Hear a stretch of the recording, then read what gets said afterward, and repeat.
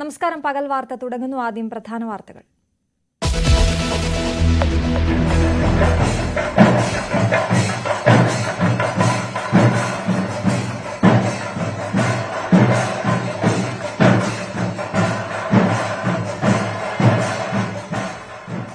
നാടെങ്ങും അമ്പാടിയായി ശ്രീകൃഷ്ണ ജയന്തി ആഘോഷം. ഗുരുവായൂരിൽ രാധാമാധവ നൃത്തവും ഉറിയടിയും. ജന്മനാളിൽ ഉണ്ണിക്കണ്ണനെ ദർശിക്കാൻ ക്ഷേത്രങ്ങളിൽ ഭക്തരുടെ വലിയ തിരക്ക്. ശോഭായാത്രകൾ അല്പസമയത്തിനകം. ആറന്മുളയിൽ അഷ്ടമിരോഹിണി വള്ളസദ്യയിൽ പങ്കെടുത്ത് നിരവധി പേർ.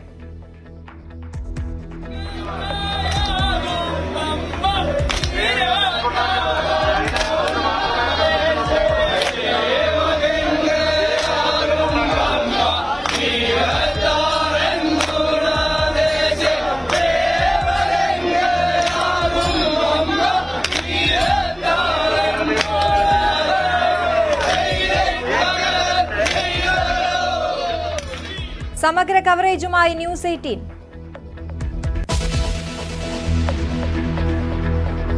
നിയമസഭാ സമ്മേളനം നാളെ തുടങ്ങും. രാഹുൽ മാങ്കൂട്ടത്തിൽ സഭയിലെത്തുന്ന കാര്യത്തിൽ അനിശ്ചിതത്വം തുടരുന്നു. സഭയിലെത്താതെ അവധിയെടുക്കണമെന്ന നിലപാടിൽ പ്രതിപക്ഷ നേതാവ്. സ്പീക്കറുടെ നിലപാട് നിർണായകം. വാർത്താ സമ്മേളനം അല്പസമയത്തിനകം.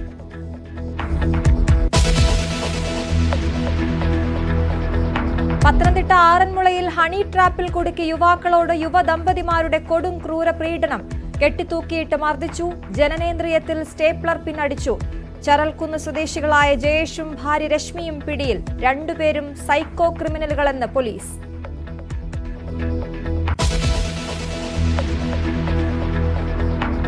PK ഫിറോസ്, KT ജലീൽ വാക്പോരിന് പിന്നാലെ തിരൂർ മലയാളം സർവകലാശാല ഭൂമി വിവാദം കത്തുന്നു. ക്രമക്കേട് ആരോപണം ഉന്നയിച്ച ജലീലിനെ തള്ളി മുൻ വിദ്യാഭ്യാസ മന്ത്രി PK അബ്ദുറബ്. പിന്നീട് മന്ത്രിയായ ജലീൽ എന്തുകൊണ്ട് അന്വേഷിച്ചില്ലെന്നും ചോദ്യം.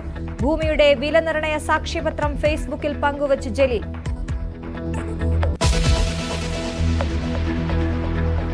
ഓപ്പറേഷൻ സിന്ദൂറിൽ ഇന്ത്യൻ സൈന്യം തകർത്ത പാക് സൈനിക കേന്ദ്രങ്ങൾ പുനർനിർമ്മിച്ച ലഷ്കർ എ ത്വയ്ബ. മുദ്രിക ഭീകര താവളത്തിലെ ദൃശ്യങ്ങൾ ന്യൂസ് 18. പുനർനിർമ്മാണം പ്രളയ ദുരിതാശ്വാസത്തിനെന്ന പേരിൽ പാക് സർക്കാർ അനുവദിച്ച പണം ഉപയോഗിച്ച് ന്യൂസ് 18 ബിഗ് എക്സ്ക്ലൂസീവ്.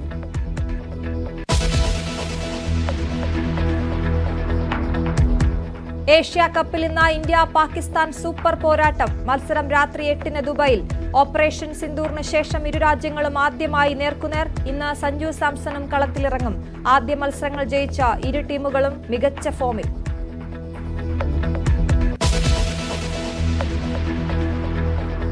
വിശദമായ വാർത്തകളിലേക്ക്.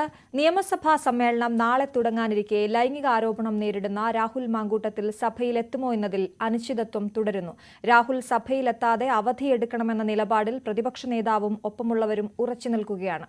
അല്പസമയത്തിനകം നടത്തുന്ന വാർത്താ സമ്മേളനത്തിൽ സ്പീക്കർ AN ഷംസീർ രാഹുലിന്റെ കാര്യത്തിൽ നിലപാട് വിശദീകരിച്ചേക്കും. സഭാ സമ്മേളനം നാളെ ആരംഭിക്കാനിരിക്കെ രാഹുൽ മാങ്കൂട്ടത്തിൽ നിയമസഭയിലെത്തുമോ എന്ന കാര്യത്തിൽ ഇപ്പോഴും അവ്യക്തതയും ആകാംക്ഷയും തുടരുകയാണ്. പാർലമെന്ററി പാർട്ടി ലീഡറായ പ്രതിപക്ഷ നേതാവ് VD സതീശൻ നിയമസഭാ സ്പീക്കർക്ക് കഴിഞ്ഞ ദിവസം രാഹുലിനെ പാർട്ടിയിൽ നിന്ന് സസ്പെൻഡ് ചെയ്യാനിടയായ സാഹചര്യം ചൂണ്ടിക്കാണിച്ചുകൊണ്ട് ഒരു വിശദമായ കത്ത് നൽകിയിരുന്നു. ആ കത്ത് ലഭിച്ചിരിക്കുന്ന പശ്ചാത്തലത്തിൽ രാഹുൽ സഭയിലെത്തിയാൽ നിയമസഭയിൽ UDFന്റെ ബ്ലോക്കിൽ ഇനി രാഹുലിന് ഇരിക്കാൻ കഴിയില്ല.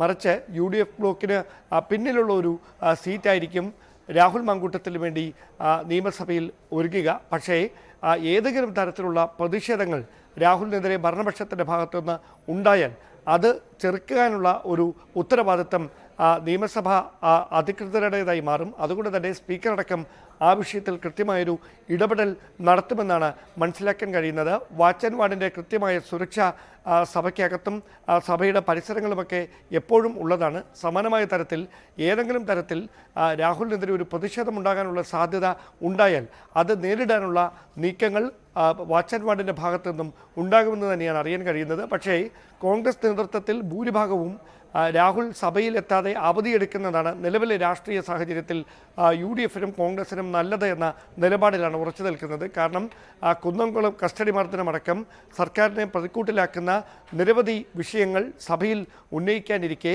അതിനെ മുനിയൊടിക്കുന്ന തരത്തിലേക്ക് പ്രതിപക്ഷ വെട്ടിലാകുന്ന തരത്തിലേക്ക് രാഹുൽ സഭയിലെത്തിയാൽ അതിനെ ഒരു ആയുധമാക്കി സർക്കാർ MLA-മാർ ആ വിഷയത്തെ ഉയർത്തിക്കാണിക്കും എന്നുള്ള ഒരു വലിയ ആശങ്ക കോൺഗ്രസ് നേതൃത്വത്തിനുണ്ട്. അതുകൊണ്ട് തന്നെയാണ് പ്രതിപക്ഷ നേതാവ് അടക്കം രാഹുൽ മാങ്കൂട്ടത്തിൽ തൽക്കാലം സഭയിലെത്താതെ അവധിയെടുത്ത് നിൽക്കുന്നതാണ് എന്ന നിലപാടിൽ ഉറച്ചു നിൽക്കുന്നത്. പക്ഷേ ഇപ്പോഴും ചില യുവ നേതാക്കളാണ് രാഹുൽ മാങ്കൂട്ടത്തിൽ സഭയിലെത്തണം, സഭയിലെത്തിയാൽ ഏതെങ്കിലും തരത്തിലുള്ള പ്രതിഷേധമുണ്ടായാൽ സംരക്ഷണം ഒരുക്കണം എന്ന നിലപാടിൽ ഉറച്ചു നിൽക്കുന്നത്. പക്ഷേ ഹൈക്കമാൻഡിൻ്റെ കൂടി അനുമതിയോടെയാണ് പ്രതിപക്ഷ നേതാവ് കഴിഞ്ഞ ദിവസം ഈ കത്ത് സസ്പെൻഡ് ചെയ്തുകൊണ്ടുള്ള നടപടി വിശദീകരിക്കുന്ന കത്ത് സ്പീക്കറുടെ ഓഫീസിന് കൈമാറിയിരിക്കുന്നത് എന്നാണ് പുറത്തുവരുന്ന വിവരം. പത്തനംതിട്ട ചരൽക്കുന്നിൽ യുവാക്കളെ ഹണി ട്രാപ്പിൽപ്പെടുത്തി ക്രൂരമായി പീഡിപ്പിച്ചു. സ്വകാര്യ ഭാഗത്ത് സ്റ്റേപ്ലർ അടിക്കുകയും കെട്ടിത്തൂക്കി ക്രൂരമായി മർദ്ദിക്കുകയും ചെയ്തു. സംഭവത്തിൽ ചരൽക്കുന്ന് സ്വദേശി ജയേഷ്, ഭാര്യ രശ്മി എന്നിവർ പിടിയിലായത് സമാനമായ രീതിയിൽ പ്രതികൾ മറ്റു കുറ്റകൃത്യങ്ങൾ ചെയ്തിട്ടുണ്ടെന്നും പോലീസ് അന്വേഷിച്ചു വരികയാണ്. സെപ്റ്റംബർ 5-നാണ് റാന്നി സ്വദേശിയായ യുവാവിനെ സുഹൃത്തായ പ്രതി ജയേഷ് വീട്ടിലേക്ക് വിളിച്ചു വരുത്തി ഹണി ട്രാപ്പിൽപ്പെടുത്തി ക്രൂരമായി ഉപദ്രവിച്ചത്. ജയേഷും ഭാര്യ രശ്മിയും ചേർന്നായിരുന്നു അതിക്രൂരമായി പീഡിപ്പിച്ചത്. കണ്ണിൽ പെപ്പർ സ്പ്രേ അടിച്ചും കെട്ടിത്തൂക്കിയുമായിരുന്നു മർദ്ദനം. പ്രതികളിൽ ഒരാളായ രശ്മി യുവാവിൻ്റെ ജനനേന്ദ്രിയത്തിൽ സ്റ്റേപ്ലർ അടിച്ചു. ഇതിനു പുറമെ രശ്മിയുമായി ലൈംഗിക ബന്ധത്തിലേർപ്പെടുന്നതായി അഭിനയിക്കാനും ആവശ്യപ്പെട്ടു. ഈ ദൃശ്യങ്ങൾ പ്രതികൾ മൊബൈലിൽ പകർത്തി. യുവാവിൻ്റെ കൈവശമുണ്ടായിരുന്ന ഐഫോണും പണവും പ്രതികൾ കവർന്നു. ക്രൂര പീഡനത്തിന് ശേഷം അവശനായ യുവാവിനെ ആളൊഴിഞ്ഞ സ്ഥലത്ത് പ്രതികൾ ഉപേക്ഷിച്ചു. ഓട്ടോറിക്ഷ തൊഴിലാളികളാണ് പിന്നീട് യുവാവിനെ ആശുപത്രിയിലെത്തിച്ചത്. അവിടെ വീട്ടിൽ ചെന്നപ്പോൾ വല്ലാത്തൊരു അന്തരീക്ഷം. ജയേഷും വൈഫും മാത്രമേ ഉള്ളൂ. അവിടെ ചെന്ന് കയറി അവിടെ കുറച്ചു നേരം സംസാരിക്കാൻ നോക്കി. വീടെന്ന് പറയാൻ പറ്റത്തില്ല, വല്ലാത്തൊരു അന്തരീക്ഷമാണ് അവിടെ. സംസാരിച്ചുകൊണ്ടിരുന്നതിനിടയ്ക്ക് പെട്ടെന്ന് പെപ്പർ സ്പ്രേയും വേറെന്തോ കുട്ടിന്റെ മുഖത്തടിച്ച് കണ്ണ് തുറക്കാൻ പറ്റാത്ത അവസ്ഥയിൽ നല്ല തലകറക്കം തോന്നുന്നുണ്ട്. ആ സമയത്ത് എന്നെ രണ്ടുപേരുടെ കൂടി കൈ കൂട്ടി കെട്ടി പ്ലാസ്റ്റിക് കയർ വെച്ച് കൈയും കൂടെ കെട്ടിയിട്ട് ആദ്യം ഷാളിട്ടാണ് കിട്ടുന്നത്, പിന്നെ ഒരു കയറിട്ട് കെട്ടി ഞാൻ ഉത്തരത്തിലോട്ട് വലിച്ചു തൂക്കിയിട്ട് അതിന് മുന്നേ ജേഷനെ നല്ലതായിട്ട് മർദ്ദിച്ചിട്ടുണ്ട്. എനിക്ക് എഴുന്നേക്കാൻ പറ്റാത്ത അവസ്ഥയൊക്കെ വന്നു. അവിടെ കണ്ണിൽ പെപ്പർ സ്പ്രേ ആണ്, കണ്ണ് തുറക്കാൻ പറ്റത്തില്ല. അതിന് വലിച്ചു തൂക്കിയിട്ട് കാലും കൂട്ടി കെട്ടിയിട്ട് തൂക്കി ഇങ്ങനെ തൂക്കി കെട്ടി നിർത്തിയേക്കുക. അതില് ശേഷം കമ്പിവടി, പിന്നെ കമ്പിവടി ഏറ്റവും ഉപദ്രവിച്ച കമ്പിവടി വെച്ചിട്ടാണ്. നട്ടലിന് പൊട്ടൽ വരെ വന്ന, വാരിയിൽ നിന്നും പൊട്ടൽ വന്ന് ആ കമ്പിവടി ഉപയോഗിച്ചിട്ടാണ് അതുപോലെ അട്ടിച്ച് അവസാന നിലയാക്കി. അതിനിടയ്ക്ക് ഇവര് സംസാരിക്കുന്നതൊക്കെ വേറെന്തോ ഒരു എന്നാ പറയണ്ടേ, ഒരു എന്തോ പൂജയോ കാര്യങ്ങൾ ഇവരുടെ പൂർവികരുമായിട്ട് കേട്ട് ഇവരുടെ പൂർവികരാണെന്ന് അങ്ങനെയൊക്കെ വിശ്വസിച്ചാണ് സംസാരിക്കുന്നത്. രശ്മി ഇങ്ങനെ തൊഴുതുകൊണ്ട് നിൽക്കുക, ഒരു വീഡിയോ എടുക്കുക, ഈ ചെയ്യുന്ന എല്ലാ രശ്മിയാണ് വീഡിയോ എടുക്കുന്നത്. പിന്നെ കാലിന് 5 വിരലിൽ മുട്ടുകൂലി, കാലിന് മുട്ട് പൊട്ടിച്ചിട്ട് ആ മുറിവിനകത്തോട്ട് പെപ്പർ സ്പ്രേ അടിച്ച് നിറയ്ക്കുക. പിന്നെ കാണിക്കാത്ത സ്റ്റാപ്ലർ, എന്റെ പെനിസ് വലിച്ചു പിടിച്ചിട്ട് രശ്മിയാണ് അവര് സ്റ്റാപ്ലർ അടിക്കുന്നത്. ജേഷ് ഇങ്ങനെ വലിച്ചു പിടിച്ചു, രശ്മി ഇങ്ങനെ സ്റ്റാപ്ലർ അടിക്കുക. പുറത്ത് മൊത്തം സ്റ്റാപ്ലർ. അനുഭവിക്കാനൊന്നുമില്ല, ജീവനുണ്ടെന്ന് മാത്രമേ ഉള്ളൂ. ആ പരുവത്തിലാണ് എന്നെ പുതുമണ്ണ പാടത്തിനോടെ കൊണ്ട് ഉപേക്ഷിക്കുന്നത്. പോലീസ് നടത്തിയ അന്വേഷണത്തിലാണ് സമാനതകളില്ലാത്ത പീഡന വിവരം പുറത്തറിയുന്നത്. ആലപ്പുഴ സ്വദേശിയായ യുവാവിനെയും ഇതുപോലെ ഹണി ട്രാപ്പിൽപ്പെടുത്തി പ്രതികൾ മർദ്ദിച്ചിരുന്നു. മാനഹാനി ഭയന്ന് യുവാക്കൾ സംഭവം പുറത്ത് പറഞ്ഞിരുന്നില്ല. റാന്നി സ്വദേശിയുടെ വെളിപ്പെടുത്തലിന് പിന്നാലെയാണ് ആലപ്പുഴ സ്വദേശിയെ പീഡിപ്പിച്ച വിവരം പുറത്തറിയുന്നത്. പ്രതികൾ സൈക്കോ മനോനിലയുള്ളവരാണെന്നാണ് പോലീസ് പറയുന്നത്. അറസ്റ്റിലായ പ്രതികളെ വിശദമായി ചോദ്യം ചെയ്തു വരികയാണ്. സമാനമായ രീതിയിൽ മറ്റാരെങ്കിലും ഹണി ട്രാപ്പിൽപ്പെടുത്തിയിട്ടുണ്ടെന്നും പോലീസ് അന്വേഷിച്ചു വരികയാണ്. News 18 Pathanamthitta. KT Jaleel PK Firoz പോരോടെ മലയാളം സർവകലാശാല ഭൂമി ഏറ്റെടുക്കൽ വിവാദം കത്തുന്നു. ഭൂമി ഏറ്റെടുത്തതിൽ KT ജലീലിന്റെ ആരോപണം തള്ളി അബ്ദുറബ്ബ് രംഗത്തുവന്നു.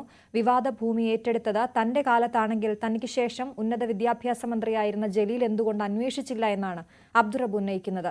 പിന്നാലെ മലയാളം സർവകലാശാലയുടെ വിലനിർണയ സാക്ഷ്യപത്രം സാമൂഹിക മാധ്യമങ്ങളിൽ പങ്കുവച്ച KT ജലീൽ വിവാദത്തിൽ നിന്ന് പിന്നോട്ടില്ലെന്ന നിലപാടിലാണ്. KT ജലീൽ PK ഫിറോസ് പോര് മലയാളം സർവകലാശാലയ്ക്ക് വേണ്ടി ഭൂമി ഏറ്റെടുത്ത വിഷയത്തിലേക്ക് കടന്നിരിക്കുന്നു. കഴിഞ്ഞ ദിവസം സർവകലാശാലയ്ക്ക് വേണ്ടി ഏറ്റെടുത്ത സ്ഥലം സന്ദർശിച്ച PK ഫിറോസ് ഇത് LDF സർക്കാരിന്റെ കാലത്ത് നടന്ന വലിയൊരു കൊള്ളയാണെന്ന ആരോപണമാണ് ഉന്നയിച്ചത്. അതിന് മറുപടിയായിട്ട് KT ജലീൽ തന്നെ ഇത് LDFന്റെ കാലത്തല്ല UDFന്റെ കാലത്താണ് ഈ ഭൂമി ഏറ്റെടുക്കൽ തീരുമാനമെടുത്തതെന്നും വ്യക്തമാക്കിയിരുന്നു. ഇന്ന് ഇതുമായി ബന്ധപ്പെട്ട കൂടുതൽ വിവാദങ്ങളാണ് അല്ലെങ്കിൽ മറുപടികളാണ് വന്നിരിക്കുന്നത്. അന്നത്തെ വിദ്യാഭ്യാസ മന്ത്രിയായ PK അബ്ദുറബ്ബ് തന്നെ ഇക്കാര്യത്തിൽ ഫേസ്ബുക്കിൽ ഒരു കുറിപ്പിടുകയായിരുന്നു. തന്റെ കാലത്ത് ഇതിന്റെ ആലോചനാ യോഗങ്ങൾ മാത്രമാണ് നടന്നിരിക്കുന്നത്. ഇത് പൂർണ്ണമായിട്ടും ഈ നടപടികൾ പൂർത്തീകരിച്ചത് LDFന്റെ കാലത്താണ്. അന്നത്തെ ഉന്നത വിദ്യാഭ്യാസ മന്ത്രി KT ജലീലാണെന്ന് PK അബ്ദുറബ്ബ് തന്റെ FB പോസ്റ്റിൽ കുറിച്ചു. അങ്ങനെ തന്റെ കാലത്ത് കാലത്തായിരുന്നു ഇത്തരത്തിലൊരു അഴിമതി നിറഞ്ഞ ഈ ഒരു ഭൂമി ഏറ്റെടുക്കലെങ്കിൽ എന്തുകൊണ്ട് KT ജലീൽ അതിനെതിരെ നടപടിയെടുത്തില്ല എന്ന ചോദ്യവും അദ്ദേഹം ഉയർത്തുന്നുണ്ട്. അതേസമയം ഇതിനോടൊപ്പം തന്നെ നേരത്തെ ഈ ഒരു വിഷയത്തിൽ നിയമ പോരാട്ടം നടത്തുകയും പ്രക്ഷോഭം സംഘടിപ്പിക്കുകയും ചെയ്ത DCC general secretary advocate Siddique പന്താവൂരും ജലീലിനെതിരെ ഇന്ന് രംഗത്ത് വന്നിട്ടുണ്ട്. ഈ നടപടികൾ പൂർത്തീകരിച്ചത് ഉന്നത വിദ്യാഭ്യാസ മന്ത്രിയായിരിക്കുന്ന സമയത്താണ് എന്ന് അദ്ദേഹം വ്യക്തമാക്കി. 2019 ഇത് സംബന്ധിച്ചുള്ള ഭൂമി ഏറ്റെടുത്തുകൊണ്ടുള്ള ഉത്തരവ് വരികയും അതിന്റെ പണം ഈ ഭൂവുടമകൾക്ക് ലഭിക്കുകയും ചെയ്തത് മറ്റ് കാര്യങ്ങൾ ജലീൽ പറയുന്നത് പച്ചക്കള്ളമാണെന്നും 2016 UDF കാലത്ത് ഇതിന്റെ ആലോചന യോഗങ്ങൾ മാത്രമാണ് നടന്നിട്ടുള്ളതെന്നും സിദ്ദിഖ് പന്താവൂർ പറഞ്ഞു. അതോടൊപ്പം തന്നെ ഇത് സംബന്ധിച്ച് ഈ ഭൂമിയിൽ നിർമ്മാണത്തിന് ഹരിത ട്രിബ്യൂണലിന്റെ നിരോധനമില്ല എന്ന ജലീലിന്റെ വാദങ്ങളെയും സിദ്ദിഖ് പന്താവൂർ തള്ളി. ഓരോ ഘട്ടത്തിലും ഇത് പരിസ്ഥിതി ദുർബല പ്രദേശമാണ്, അതുകൊണ്ട് തന്നെ ഇവിടെ നിർമ്മാണം നടക്കണമെങ്കിൽ ഓരോ ഘട്ടത്തിലും ഓരോ വകുപ്പിന്റെയും കൃത്യമായ അനുവാദം വേണമെന്നും അത് ലഭിക്കാതെ നിർമ്മാണം സാധ്യമല്ലെന്നും അത്തരത്തിൽ പൂർണ്ണമായിട്ടും ഇവിടെ എല്ലാം നിർമ്മിക്കാമെന്ന വാദം അംഗീകരിക്കാനാകില്ലെന്നുമാണ് അദ്ദേഹം വ്യക്തമാക്കിയത്. ഒപ്പം തന്നെ ഈ സിദ്ദിഖ് പന്താവൂർ ഉന്നയിക്കുന്ന മറ്റൊരു പ്രധാനപ്പെട്ട ആരോപണം, ഈ 11 ഏക്കർ ഭൂമി ഇവിടെ നിലനിൽക്കെ എന്തിനാണ് ഈ വർഷം ഫെബ്രുവരിയിൽ മലയാള സർവകലാശാലയ്ക്ക് വേണ്ടി തുഞ്ചൻ ഗവൺമെന്റ് കോളേജിൽ 5 ഏക്കർ ഏറ്റെടുക്കുന്നതിനുള്ള യോഗം അല്ലെങ്കിൽ അതിനുള്ള ആലോചന നടത്തി ഉന്നത വിദ്യാഭ്യാസ വകുപ്പ് എന്ന ചോദ്യവും അദ്ദേഹം ഉയർത്തുന്നുണ്ട്. ഇത് സംബന്ധിച്ചിട്ട് രേഖകളും അദ്ദേഹം പുറത്തുവിട്ടു. അതായത് 11 ഏക്കർ സർക്കാർ നേരത്തെ ഏറ്റെടുത്ത ഭൂമി ഇവിടെ ഇരിക്കെ മറ്റൊരു സ്ഥലത്ത് എന്തിനു വേണ്ടി ഈ ഭൂമി ഏറ്റെടുക്കാനുള്ള യോഗം ചേർന്നു. അപ്പോൾ ഈ ഭൂമി ഏറ്റെടുത്തത് ഉപയോഗശൂന്യമല്ലെന്ന് സർക്കാരിന് വ്യക്തമായിട്ടുണ്ട്. അതുകൊണ്ട് തന്നെ ഇത് കൃത്യമായ അഴിമതിയാണ് ഈ ഭൂമി ഏറ്റെടുത്തതിൽ നിന്നും ഇതിന് കൃത്യമായ ഉത്തരവാദിത്വം ഉന്നത വിദ്യാഭ്യാസ മന്ത്രി KT ജലീലിനുണ്ടെന്നും സിദ്ദിഖ് പന്താവൂർ വ്യക്തമാക്കി.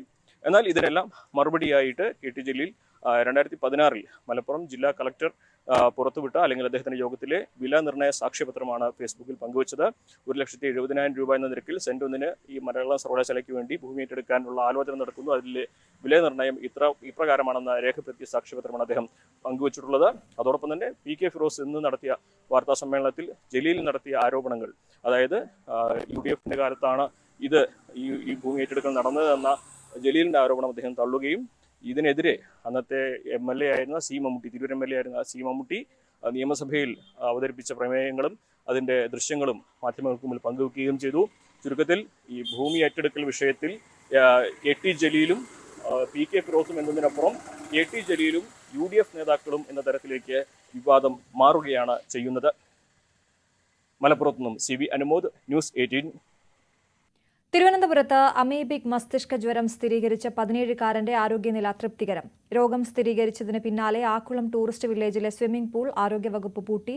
പൂവാർ സ്വദേശിയായ കുട്ടി ഇവിടെ നീന്താൻ ഇറങ്ങിയെന്നാണ് വിവരം. അമീബയുടെ സാന്നിധ്യം പരിശോധിക്കാനായി പൂളിലെ വെള്ളം ആരോഗ്യവകുപ്പ് ശേഖരിച്ചു. വിദ്യാർത്ഥിക്കൊപ്പം പൂളിലിറങ്ങിയ മറ്റ് 3 കുട്ടികൾക്കും രോഗലക്ഷണമില്ല. ഇവർ നിരീക്ഷണത്തിലാണ്. അമീബിക് മസ്തിഷ്ക ജ്വരം വരാതിരിക്കാൻ എന്തൊക്കെ പ്രതിരോധ മാർഗങ്ങൾ സ്വീകരിക്കണം? പ്രാഥമികമായി അറിഞ്ഞിരിക്കേണ്ട ചില കാര്യങ്ങളെക്കുറിച്ച് ആരോഗ്യമന്ത്രി വീണ ജോർജ് വിശദീകരിക്കും. അമീബിക് മസ്തിഷ്ക ജ്വരത്തിനെതിരെ നമുക്ക് ശക്തമായ പ്രതിരോധം തീർക്കാം. കെട്ടിക്കിടക്കുന്നതും മലിനവുമായ ജലാശയങ്ങൾ, പാറക്കുളങ്ങൾ, പായൽ പിടിച്ച ജലാശയങ്ങൾ, കന്നുകാലികളെ കുളിപ്പിക്കുന്ന കുളങ്ങൾ എന്നിവിടങ്ങളിൽ മുഖം കഴുകുകയോ നീന്തുകയോ കുളിക്കുകയോ ചെയ്യുന്നില്ല എന്നുള്ളത് ഉറപ്പാക്കേണ്ടതാണ്. കിണറുകൾ ശാസ്ത്രീയമായ നിലയിൽ ക്ലോറിനേറ്റ് ചെയ്യണം. വാട്ടർ തീം പാർക്കുകളിലെ പൂളുകൾ ക്ലോറിനേറ്റ് ചെയ്യുകയും അവയുടെ രേഖകൾ കൃത്യമായി സൂക്ഷിക്കുകയും ചെയ്യേണ്ടതാണ്. വീടുകളിലെയും ജലവിതരണ സ്രോതസ്സുകളിലെയും ജലസംഭരണികൾ വൃത്തിയായി സൂക്ഷിക്കേണ്ടതാണ്. മൂക്കിലൂടെയാണ് ബ്രെയിനിലേക്ക് അമീബ എത്തുന്നത്. അതുകൊണ്ട് തന്നെ ഓർക്കുക, മൂക്കിലേക്ക് വെള്ളം കയറുകയോ മൂക്കിലേക്ക് വെള്ളം ഒഴിക്കുകയോ ചെയ്യുന്നില്ല എന്നുള്ളത് ഉറപ്പാക്കേണ്ടതാണ്. ഉറപ്പാക്കാം ജലശുദ്ധി, ഉറപ്പാക്കാം ആരോഗ്യം. ഏകീകൃത കുർബാനയിൽ പ്രതിഷേധിച്ച് എറണാകുളം അങ്കമാലി അതിരൂപതയിലെ വൈദികൻ രാജിവെച്ചു. എറണാകുളം കടമക്കുടി സെന്റ് അഗസ്റ്റിൻ പള്ളിയിലെ ഫാദർ അഗസ്റ്റിൻ വട്ടോളിയാണ് ഇടവക വികാരി സ്ഥാനം രാജിവെച്ചത്. രാവിലെ കുർബാനയ്ക്കിടെയായിരുന്നു ഏകീകൃത കുർബാന ചൊല്ലാൻ സാധിക്കില്ലെന്ന പ്രഖ്യാപനം. ജനാഭിമുഖ കുർബാന പൂർണ്ണ അവകാശമായി ചൊല്ലാൻ സാധിക്കുന്ന ദിവസം ചുമതല ഏറ്റെടുക്കുമെന്ന് അഗസ്റ്റിൻ വട്ടോളി പറഞ്ഞു. അപ്പോൾ ഞാൻ പെട്ടെന്ന് ഒരു തീരുമാനം എടുക്കാൻ കാരണം, ഞാൻ ഈ സമവായം ഉണ്ടായി കഴിഞ്ഞപ്പോൾ തന്നെ ഞാൻ തീരുമാനിച്ചിരുന്നു, എന്തായാലും ഞാൻ ഈ കുർബാന ചൊല്ലില്ല. പക്ഷേ അതിൻ്റെ പേരിൽ ഇടവകയിൽ ഒരു ഭിന്നിപ്പുണ്ടാവാൻ ഞാൻ സമ്മതിക്കില്ല. ഇടവകയിൽ ഭിന്നിപ്പുണ്ടാവാൻ പാടില്ല. അപ്പോൾ ഞാൻ ഇത് ഇവിടെ നടപ്പാക്കിയ ഇത്രയും കാലം കഴിഞ്ഞിട്ട് ഒരാളും എന്നോട് ഈ ഇടവകയിൽ ഒരാൾ പോലും ചോദിച്ചിട്ടില്ല. അച്ഛനാവുമ്പോൾ 2 പ്രധാനപ്പെട്ട കാര്യങ്ങളാണ് അദ്ദേഹത്തിന്: കുർബാനയും കുമ്പസാരവും. ബാക്കിയെല്ലാം ചിലപ്പോൾ ഡീക്കന്മാർക്കൊക്കെ ചെയ്യാൻ പറ്റും, ഇത് വൈദികന് മാത്രമേ ചെയ്യാൻ പറ്റുള്ളൂ. അപ്പം ഞാൻ ബിഷപ്പ് പാമ്പ്ലാനിക്ക് കുര്യാക്കോസ് മുണ്ടാടനച്ചനാണ് ഞാൻ എഴുത്ത് കൊടുത്തിരിക്കുന്നത്. കുര്യാക്കോസ് മുണ്ടാടനച്ചൻ വഴി വൈദിക സമിതി സെക്രട്ടറി അച്ഛനും വഴി ഞാൻ എഴുത്ത് കൊടുത്തിരിക്കുന്നത്. ഇങ്ങനെ ഒരാൾ ആവശ്യപ്പെട്ടു. ഞാൻ ഒരുക്കമല്ല, പക്ഷെ അതിൻ്റെ പേരിൽ ഇവിടെ ഭിന്നിപ്പുണ്ടാവാൻ ഞാൻ ഒരുക്കമല്ല. അതുകൊണ്ട് ജനാഭിമുഖ കുർബാന ഒരു ലിറ്റർജിക്കൽ വേരിയൻ്റായി, അതാണ് എറണാകുളം രൂപത ഇപ്പം മുന്നോട്ട് വയ്ക്കുന്ന ആവശ്യം, ഒരു അവകാശമായി ഇവിടെ അംഗീകരിക്കണം. കാരണം ഇത്രയും സമരങ്ങളും ജനങ്ങളുടെ അത്രമാത്രം സമയവും പണവും നമ്മൾ അതിനു വേണ്ടി ചെലവഴിച്ചിട്ടുണ്ട്. അപ്പോൾ അത് അംഗീകരിക്കാമെന്നുള്ളതാണ്. അപ്പം എൻ്റെ ആവശ്യം ലിറ്റർജിക്കൽ വേരിയൻ്റായിട്ട് എന്നാണ് ഇവിടെ പ്രഖ്യാപിക്കുന്നത്, ഞാൻ എൻ്റെ രാജി പിൻവലിക്കണം എന്ന് പറഞ്ഞ് അപേക്ഷ കൊടുക്കും. പദവിയിൽ നിന്ന്, അതായത് വൈദിക വൃത്തി ഉപേക്ഷിക്കല്ല, വൈദിക വൃത്തിയുടെ ഉത്തരവാദിത്തങ്ങൾ, ഇപ്പോൾ ഇടവകയിലെ വികാരിയായിട്ടിരിക്കണം, കുർബാന ചൊല്ലണം, അങ്ങനത്തെ ചുമതലകൾ ഞാൻ എടുക്കില്ല. ഇടവക വികാരിയുടെ സ്ഥാനം രാജിവെക്കുന്നു. അപ്പം എൻ്റെ ആവശ്യം ലിറ്റർജിക്കൽ വേരിയൻ്റായിട്ട് എന്നാണ് ഇവിടെ പ്രഖ്യാപിക്കുന്നത്, ഞാൻ എൻ്റെ രാജി പിൻവലിക്കണം എന്ന് പറഞ്ഞ് അപേക്ഷ കൊടുക്കും. കുർബാന ഏകീകരണം സംബന്ധിയായ വിഷയത്തിൽ എറണാകുളം അങ്കമാലി അതിരൂപതയിൽ ഇപ്പോഴും ഭിന്നാഭിപ്രായങ്ങൾ നിലനിൽക്കുന്നു എന്നതിന്റെ വളരെ വ്യക്തമായ സൂചനകൾ തന്നെയാണ് ഇപ്പോൾ ഫാദർ അഗസ്റ്റിൻ വട്ടോളിയുടെ ഈ വികാരി സ്ഥാനത്തു നിന്നുള്ള ഒരു രാജിപ്രഖ്യാപനം എന്ന് പറയുന്നത്. കടമക്കുടിയിലെ വിശുദ്ധ അഗസ്തീനിസിന്റെ നാമധേയത്തിലുള്ള ദേവാലയത്തിലാണ് അദ്ദേഹം കഴിഞ്ഞ 2.5 വർഷത്തിലധികമായി വികാരിയായി സേവനമനുഷ്ഠിച്ചുകൊണ്ടിരുന്നത്. നേരത്തെ ഈ എറണാകുളം അങ്കമാലി അതിരൂപതയിലെ വിവിധ വിഷയങ്ങൾ കേന്ദ്രീകരിച്ചുകൊണ്ട് നടന്ന സമരങ്ങളിലെല്ലാം തന്നെ അദ്ദേഹം ഈ സമരത്തിൻ്റെ എല്ലാം തന്നെ ഒരു മുഖമായിരുന്നു ഫാദർ അഗസ്റ്റിൻ വട്ടോളി. പിന്നീട് അദ്ദേഹത്തിന് ഇവിടേക്ക് സ്ഥലമാറ്റം വരികയും ചെയ്തു. ഇപ്പോൾ ഈ ഒരു സമയമെന്ന് പറയുന്നത് ഈ കുർബാന ഏകീകരണം സംബന്ധിയായ വിഷയങ്ങളിൽ ഒരു സമവായവും അതനുസരിച്ചുള്ളൊരു മുന്നോട്ട് പോക്കുമെല്ലാം തന്നെയാണ് എറണാകുളം അങ്കമാലി അതിരൂപതയിൽ ഉള്ളത്. ഇതനുസരിച്ചുകൊണ്ട് ജനാഭിമുഖ കുർബാനയും അതോടൊപ്പം തന്നെ ഏകീകരിച്ച അൾത്താരാഭിമുഖ കുർബാനയും എല്ലാം ചൊല്ലിക്കൊണ്ട് മുന്നോട്ട് പോകാമെന്ന രീതിയിലേക്ക് കാര്യങ്ങൾ വന്നുകൊണ്ടിരിക്കുകയാണ്. അത് പല ഇടവകകളിലും തന്നെ അത് നടപ്പാക്കിക്കൊണ്ടിരിക്കുന്നു. ഒരു കുർബാന പ്രധാനപ്പെട്ട ദിവസങ്ങളിലെല്ലാം തന്നെ അത് അൾത്താരാഭിമുഖം വേണം എന്ന രീതിയിലേക്ക് കാര്യങ്ങൾ വന്നുകൊണ്ടിരുന്നു. നേരത്തെ ഇതിന് വളരെ ശക്തമായ എതിർപ്പായിരുന്നു ഇവിടെ ഉണ്ടായിരുന്നത്. എന്തായാലും ഇപ്പോൾ ഇവിടെ സംഭവിച്ചിരിക്കുന്നത്, ഇവിടെ ഒരു ഏക അംഗം അവരാണ് ആവശ്യപ്പെട്ടിരിക്കുന്നത്, കുർബാന ജനാഭിമുഖത്തിന് പുറമെ അൾത്താരാഭിമുഖം കൂടി വേണമെന്നൊരു ആവശ്യവുമായിട്ട് ഇവിടെ തന്നെ സമീപിച്ചിരുന്നു. അതുകൊണ്ട് തനിക്ക് ഈ ഒരു നിലപാടിനോട്, അതായത് ഇപ്പോൾ സ്വീകരിച്ചിരുന്ന സമവായ സാധ്യതകൾ ഊന്നിയുള്ള അത്തരം ഒരു നിലപാടിനോട് യോജിച്ചുകൊണ്ട് മുന്നോട്ട് പോകാൻ കഴിയില്ല. തനിക്ക് അൾത്താരാഭിമുഖ കുർബാന അർപ്പിക്കാൻ കഴിയില്ല, ഏകീകരിച്ച കുർബാന അർപ്പിക്കാൻ കഴിയില്ല. അതുകൊണ്ട് തന്നെ താൻ ഇടവക വികാരി സ്ഥാനത്ത് നിൽക്കുക എന്നത് സാധ്യമല്ല, താനത് രാജിവെക്കുകയാണ് എന്നൊരു തീരുമാനമാണ് സഭാ നേതൃത്വത്തെ അറിയിച്ചിരിക്കുന്നത്. ഇത് സംബന്ധിയായ ഒരു കലഹത്തിനോ കാര്യങ്ങൾക്കോ ഒന്നും തന്നെ താൻ നിൽക്കുന്നില്ല, തനിക്ക് ഇത് സാധ്യമല്ല. അതുകൊണ്ട് താൻ വികാരി സ്ഥാനം രാജിവെക്കുന്നു. മറ്റ് ചുമതലകൾ, അതായത് കുർബാന അർപ്പിക്കാതെ മറ്റേതെങ്കിലും രീതിയിലുള്ള ചുമതലകളിലേക്ക് നീങ്ങുകയാണെങ്കിൽ അത് സ്വീകരിക്കാം. ഇന്ന് തന്നെ കുർബാന ഈ വികാരി സ്ഥാനത്ത് നിന്ന് താൻ ഒഴിയുകയാണ് എന്നൊരു നിലപാടാണ് അദ്ദേഹം അറിയിച്ചിരിക്കുന്നത്. എന്തായാലും അതിൽ ഒരു സഭാ നേതൃത്വത്തിൻ്റെ ഒരു ഔദ്യോഗിക പ്രതികരണം ഉണ്ടായിട്ടില്ല. ഇത് ഏത് രീതിയിലുള്ള പ്രതികരണങ്ങളാണ് ഇനി ഒരുപക്ഷെ കുറച്ചെങ്കിലും ഇപ്പോൾ സമരസപ്പെട്ടുകൊണ്ടിരിക്കുന്ന ഈ എറണാകുളം അങ്കമാലി അതിരൂപതയുടെ കുർബാന ഏകീകരണ വിഷയത്തിൽ ഇനി എന്ത് പ്രതികരണങ്ങൾ ഉണ്ടാക്കുമെന്നത് കൂടി നമ്മൾ കാണേണ്ടതുണ്ട്. എറണാകുളം ലിസി ആശുപത്രിയിൽ ഹൃദയം മാറ്റിവെക്കൽ ശസ്ത്രക്രിയയ്ക്ക് വിധേയയായ 13-കാരി സുഖം പ്രാപിക്കുന്നു. കുട്ടിയെ വെന്റിലേറ്ററിൽ നിന്ന് മാറ്റി. ആരോഗ്യനില പൂർണ്ണ തൃപ്തികരമെന്ന് ആശുപത്രി അധികൃതർ അറിയിച്ചു. ഇന്നലെയാണ് മസ്തിഷ്ക മരണം സംഭവിച്ച നെടുമ്പാശ്ശേരി സ്വദേശി ബിൽജിത്തിന്റെ ഹൃദയം കൊല്ലം സ്വദേശിനിയിൽ മാറ്റിവെച്ചത്. കഴിഞ്ഞ ദിവസം കൊച്ചി ലിസി ആശുപത്രിയിൽ ഹൃദയ മാറ്റിവെക്കൽ ശസ്ത്രക്രിയയ്ക്ക് വിധേയയായ 13-കാരിയെ വെന്റിലേറ്ററിൽ നിന്നും മാറ്റി. കുട്ടിയുടെ ആരോഗ്യനില പൂർണ്ണ തൃപ്തികരമാണെന്ന് ഡോക്ടർമാർ അറിയിച്ചു. 3 വർഷം മുൻപാണ് കുട്ടിക്ക് ഹൃദയവാൽവിൽ സുഷിരമുള്ളതായി കണ്ടെത്തിയത്. ഹൃദയം മാറ്റിവെക്കൽ മാത്രമാണ് പോംവഴിയെന്ന് ഡോക്ടർമാർ നിർദ്ദേശിക്കുകയും ചെയ്തിരുന്നു. തിരുവനന്തപുരത്തെ ശ്രീചിത്ര ആശുപത്രിയിൽ പെൺകുട്ടി ചികിത്സയിൽ തുടരുകയുമായിരുന്നു. അനുയോജ്യമായ ഹൃദയത്തിനായി കാത്തിരിക്കുകയായിരുന്നു കുടുംബം. അതിനിടയിലാണ് ബൈക്ക് അപകടത്തെ തുടർന്ന് വെള്ളിയാഴ്ച മസ്തിഷ്ക മരണം സംഭവിച്ച നെടുമ്പാശ്ശേരി സ്വദേശി ബിൽജിത്തിന്റെ ഹൃദയം ദാനം ചെയ്യാൻ കുടുംബം തീരുമാനമെടുത്തത്. ഉടൻ തന്നെ ലിസി ആശുപത്രിയിൽ നിന്നും പെൺകുട്ടിയുടെ കുടുംബത്തെ വിവരം അറിയിച്ചു. പെട്ടെന്ന് തന്നെ കൊല്ലത്ത് നിന്നും വന്ദേ ഭാരതിൽ പെൺകുട്ടിയും കുടുംബവും കൊച്ചി ലിസി ആശുപത്രിയിൽ എത്തുകയുമായിരുന്നു. ഇന്നലെ പുലർച്ചെ 1:20 ബിൽജിത്തിന്റെ ഹൃദയം ആശുപത്രിയിലെത്തി. 6:30 തന്നെ ശസ്ത്രക്രിയ പൂർത്തിയാകുകയും ചെയ്തു. പെൺകുട്ടിയുടെ നില സ്റ്റേബിൾ ആണെന്നും ശസ്ത്രക്രിയ വിജയകരമായിരുന്നുവെന്നും ഇന്നലെ ഇന്നലെ തന്നെ ഡോക്ടർമാർ അറിയിക്കുകയും ചെയ്തിരുന്നു. എന്തായാലും വെന്റിലേറ്ററിൽ നിന്നും ഇന്ന് പുലർച്ചെ പെൺകുട്ടിയെ മാറ്റി എന്ന് പറയുന്നത് വലിയ ആശ്വാസകരമായിട്ടുള്ള വാർത്ത തന്നെയാണ്. ശ്രീകൃഷ്ണ ജയന്തി ആഘോഷങ്ങളിൽ നാട്.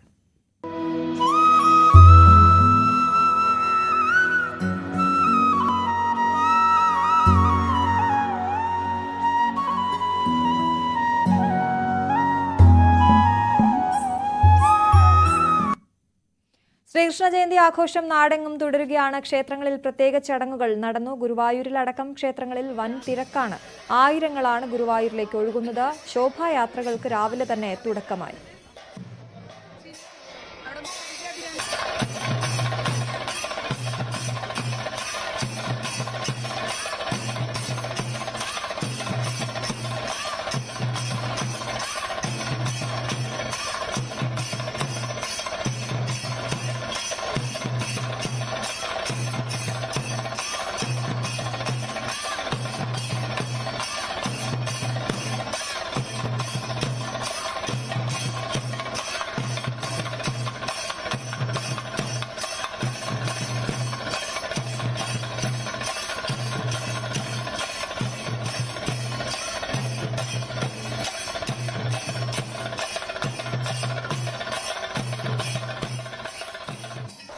മമ്മിയൂർ ക്ഷേത്രത്തിലും വിപുലമായ ആഘോഷങ്ങളാണ് നടന്നത്.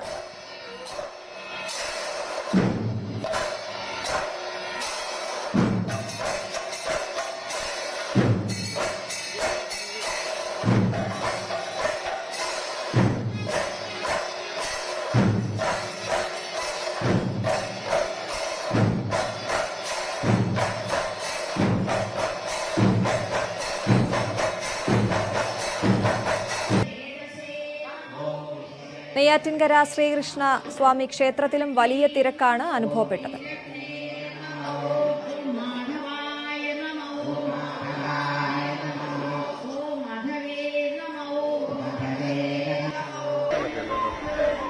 ആറന്മുള പാർത്ഥസാരഥി ക്ഷേത്രത്തിൽ ആചാരപ്പെരുമയിൽ ആറന്മുളയിൽ അഷ്ടമിരോഹിണി വള്ളസദ്യ തുടരുകയാണ്. മന്ത്രിമാർ ഉൾപ്പെടെ നിരവധി പ്രമുഖർ വള്ളസദ്യയിൽ പങ്കാളികളായി. കൂടുതൽ വിവരങ്ങളുമായി ജി ശ്രീജിത്ത് അവിടെ നിന്നും തത്സമയം ചേരുകയാണ്. ശ്രീജിത്ത്, എങ്ങനെ പുരോഗമിക്കുന്നു അഷ്ടമി രോഹിണി ആഘോഷങ്ങൾ?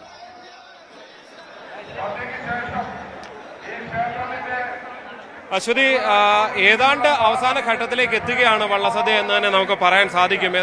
ഏതാണ്ട് ഭൂരിപക്ഷം വള്ളങ്ങളും ഇവിടെ വന്ന് വള്ളസദ്യയൊക്കെ കഴിച്ച് മടങ്ങുന്നു. ഇതിപ്പോൾ വള്ളക്കാർക്കുള്ള സദ്യയുടെ ഭാഗമാണ്. അവിടെ വള്ളക്കാരിരുന്ന് ഭക്ഷണം കഴിച്ച ശേഷം ആ കരയിൽ നിന്നുള്ളവർ ഭക്ഷണം കഴിക്കുന്ന കാഴ്ചയാണ് നമുക്ക് കാണാൻ സാധിക്കുന്നത്. ഏതാണ്ട് ഒരു 11:30 മുതൽ തന്നെ വലിയ തിരക്കാണ് അനുഭവപ്പെട്ടത്.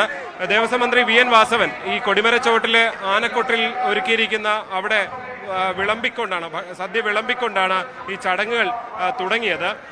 എന്തായാലും അതിനുശേഷം ഒന്നിന് പിന്നാലെ ഒന്നായി 52 കരകളിൽ നിന്ന് വള്ളങ്ങൾ ഇവിടേക്ക് എത്തി. അതിനുശേഷം വള്ളസദ്യ വളരെ വേഗത്തിൽ വള്ളസദ്യയിലേക്ക് കടന്നു. എന്തായാലും ഇപ്പോൾ അതിന്റെ അവസാന ഘട്ടത്തിലേക്ക് എത്താണ്. നിങ്ങൾ കഴിച്ചോ? നിങ്ങൾ ഏത് വള്ള? പൊന്നുംതോട്ടം. തൊട്ടടുത്ത് കിടക്കുന്നവരല്ലേ? എന്താ ലേറ്റായി? എങ്ങനെയുണ്ട് ഇത്തവണ വള്ളസദ്യ? അടിപൊളിയല്ലേ? ഒരുപാട് അടിപൊളി. ഓരോ വട്ടം കഴിയുന്നവരും പിന്നെ നമ്മൾ ആഘോഷവും നമ്മുടെ ആരോഗ്യങ്ങളെല്ലാം കൂടിക്കൊണ്ടിരിക്കുക. ആൾ ഒരുപാട് കൂടുതലുണ്ട്, നിറച്ച ആളുണ്ട്. ഉണ്ട്, തിരക്കുണ്ട്. നമ്മൾ താമസിച്ചാൽ വന്ന് പകുതി വെള്ളങ്ങളും കഴിച്ചിട്ട് പോയി. വെള്ളം കുറച്ച് കുറവാണെന്നോ? നല്ല രീതിയിൽ കുറവാണ്. ഇടയ്ക്ക് വെള്ളങ്ങൾ ഉറയ്ക്കുന്നുണ്ടായിരുന്നു. കുറച്ച് അവിടെ ഇടയ്ക്ക് ഉറച്ചു പോവുകയൊക്കെ ചെയ്തു. നല്ല വെള്ളം ഉറയ്ക്കുന്നുണ്ട്. എങ്ങനെയുണ്ട്? നിങ്ങൾ തന്നെ കണ്ടില്ലേ ആറന്മുള വള്ളസദ്യയെ പറ്റി പറയാൻ വല്ലതും ഉണ്ടോ? അതിനെപ്പറ്റി കണ്ട കാര്യമല്ലേ? അപ്പൊ ഞാൻ മാത്രമേ കഴിച്ചനുഭവിക്കുകയും ചെയ്തു. കഴിച്ചനുഭവിക്കാൻ ഇല്ല. കഴിച്ചനുഭവിച്ചാൽ ലോകത്തിൽ ഇതുപോലൊരു ഒരു പ്രോഗ്രാം കണ്ടിട്ടില്ല. ലോകത്തിൽ ഇതുപോലെ ഇല്ല. കാരണം ഇത്രയും 52 വള്ളത് കരക്കാരും കൂടി ഇത്രയും സന്തോഷമായിട്ടും ഈ ജനങ്ങളെല്ലാം ഇതിനു വേണ്ടി വന്നവരാ. ഒരു തരി ചോറ് കിട്ടണമെന്നാണ് അവർക്ക് ആഗ്രഹം. മറ്റൊന്നുമില്ല. കിട്ടാത്തവർ തന്നെ കൊണ്ടുവന്നേ കണ്ടില്ലയോ? അപ്പൊ ലോകത്തിൽ ഇതുപോലൊരു സംഭവം ഉണ്ടായിട്ടില്ല. ഇതിൽ നിങ്ങളും അടുത്ത വർഷവും ഭാഗമാകട്ടെ. എങ്ങനെയുണ്ട്? അടിപൊളി അടിപൊളിയല്ലേ? സംഗീത് എന്റെ ബാച്ച്മേറ്റ് ആണ്. സ്കൂളിൽ +2 ഒരുമിച്ച് പഠിച്ചാണ്. അപ്രതീക്ഷിതമായിട്ട് ഇപ്പൊ കണ്ടാണ്. കഴിച്ചു. എങ്ങനെയുണ്ട് ഇത്തവണ? അടിപൊളിയായിട്ടുണ്ട്. നല്ല തിരക്കല്ലേ? അശ്വതി, ഏതാണ്ട് അവസാന ഘട്ടം. ഇപ്പൊ വന്നാൽ ആറന്മുള വള്ളസദ്യ കഴിക്കാമെന്നുള്ള അവസ്ഥയാണുള്ളത്. വേണമെങ്കിൽ നേരിട്ട് പെട്ടെന്ന് ഓടിയെത്തുക. വള്ളസദ്യ ഏതാണ്ട് അവസാന ഘട്ടത്തിലേക്ക് എത്തുന്നു. നല്ല അടപ്രഥമനും ഒപ്പം തന്നെ പാൽപ്പായസം, അമ്പലപ്പുഴ പാൽപ്പായസമാണ് ഇതിന്റെ ഒരു പ്രത്യേകത. ഈ പലയിടത്തു നിന്നുള്ള ചില വിഭവങ്ങളുണ്ടല്ലോ, അമ്പലപ്പുഴയിൽ നിന്ന് പാൽപ്പായസം കൊണ്ടുവരിക, ചേനപ്പാടിയിൽ നിന്ന് പാളത്തൈര് കൊണ്ടുവരിക, അങ്ങനെ വളരെ വിശിഷ്ടമായ ഭഗവാന്റെ വിശ്വാസങ്ങളും ഒക്കെയായി ചേർന്ന് നിന്നുകൊണ്ടുള്ള ആചാരപരമായ ചടങ്ങാണ് പരിപൂർണമായി ഈ വള്ളസദ്യ എന്ന് പറയുന്നത്. അതുകൊണ്ട് തന്നെ അത്തരം വൈശിഷ്ട്യങ്ങൾ കൂടി ഇത്തവണത്തെ അല്ല, എല്ലാ തവണത്തെ വള്ളസദ്യക്കുണ്ട്. എല്ലാ തവണയും ഇത്തവണ കൂടുതൽ നന്നായോ എന്ന ചോദ്യത്തിന് അങ്ങനെ ഒരു ഉത്തരവില്ല. എല്ലാ തവണയും ഗംഭീരമാണ് എന്നുള്ളതാണ് ഇവർ പറയുന്നത്. എന്തായാലും ഇവിടെ കലവറ ഇപ്പോഴും അതാണ് ശ്രീത്ത്, ഒന്നരയാണ് സമയം. നല്ല വിശപ്പുണ്ട്, ഒപ്പം അത് കാണുമ്പോൾ കഴിക്കണമെന്നുള്ള ആഗ്രഹവും. എന്തായാലും അടുത്തല്ല. പക്ഷെ ശ്രീജിത്ത് പറഞ്ഞതുപോലെ ഇനി ഒരു പന്തിക്കുള്ള ആളുകൾ കൂടി അങ്ങോട്ടേക്ക് എത്തുന്നുണ്ടോ? ശ്രീജിത്ത് കഴിച്ചോ?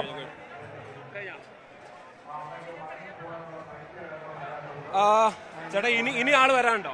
ഇല്ല, ആളെല്ലാം വന്നു കഴിഞ്ഞു. ഞങ്ങളിപ്പോൾ ഇവിടെ ഒരു 150 പേരോളം വന്ന് സദ്യ കഴിച്ചു കഴിഞ്ഞു. വള്ളത്തേൽ ഒരു 60-65 പേര് വന്നു. ബാക്കിയുള്ള ഭക്തജനങ്ങളും എല്ലാവരും കൂടെ വന്ന് മാലക്കര ഏറ്റവും നല്ല പാടിത്തൊഴിഞ്ഞ് വന്നതിന്റെ ട്രോഫി നമുക്കായിരുന്നു. ആവേശമുണ്ട്.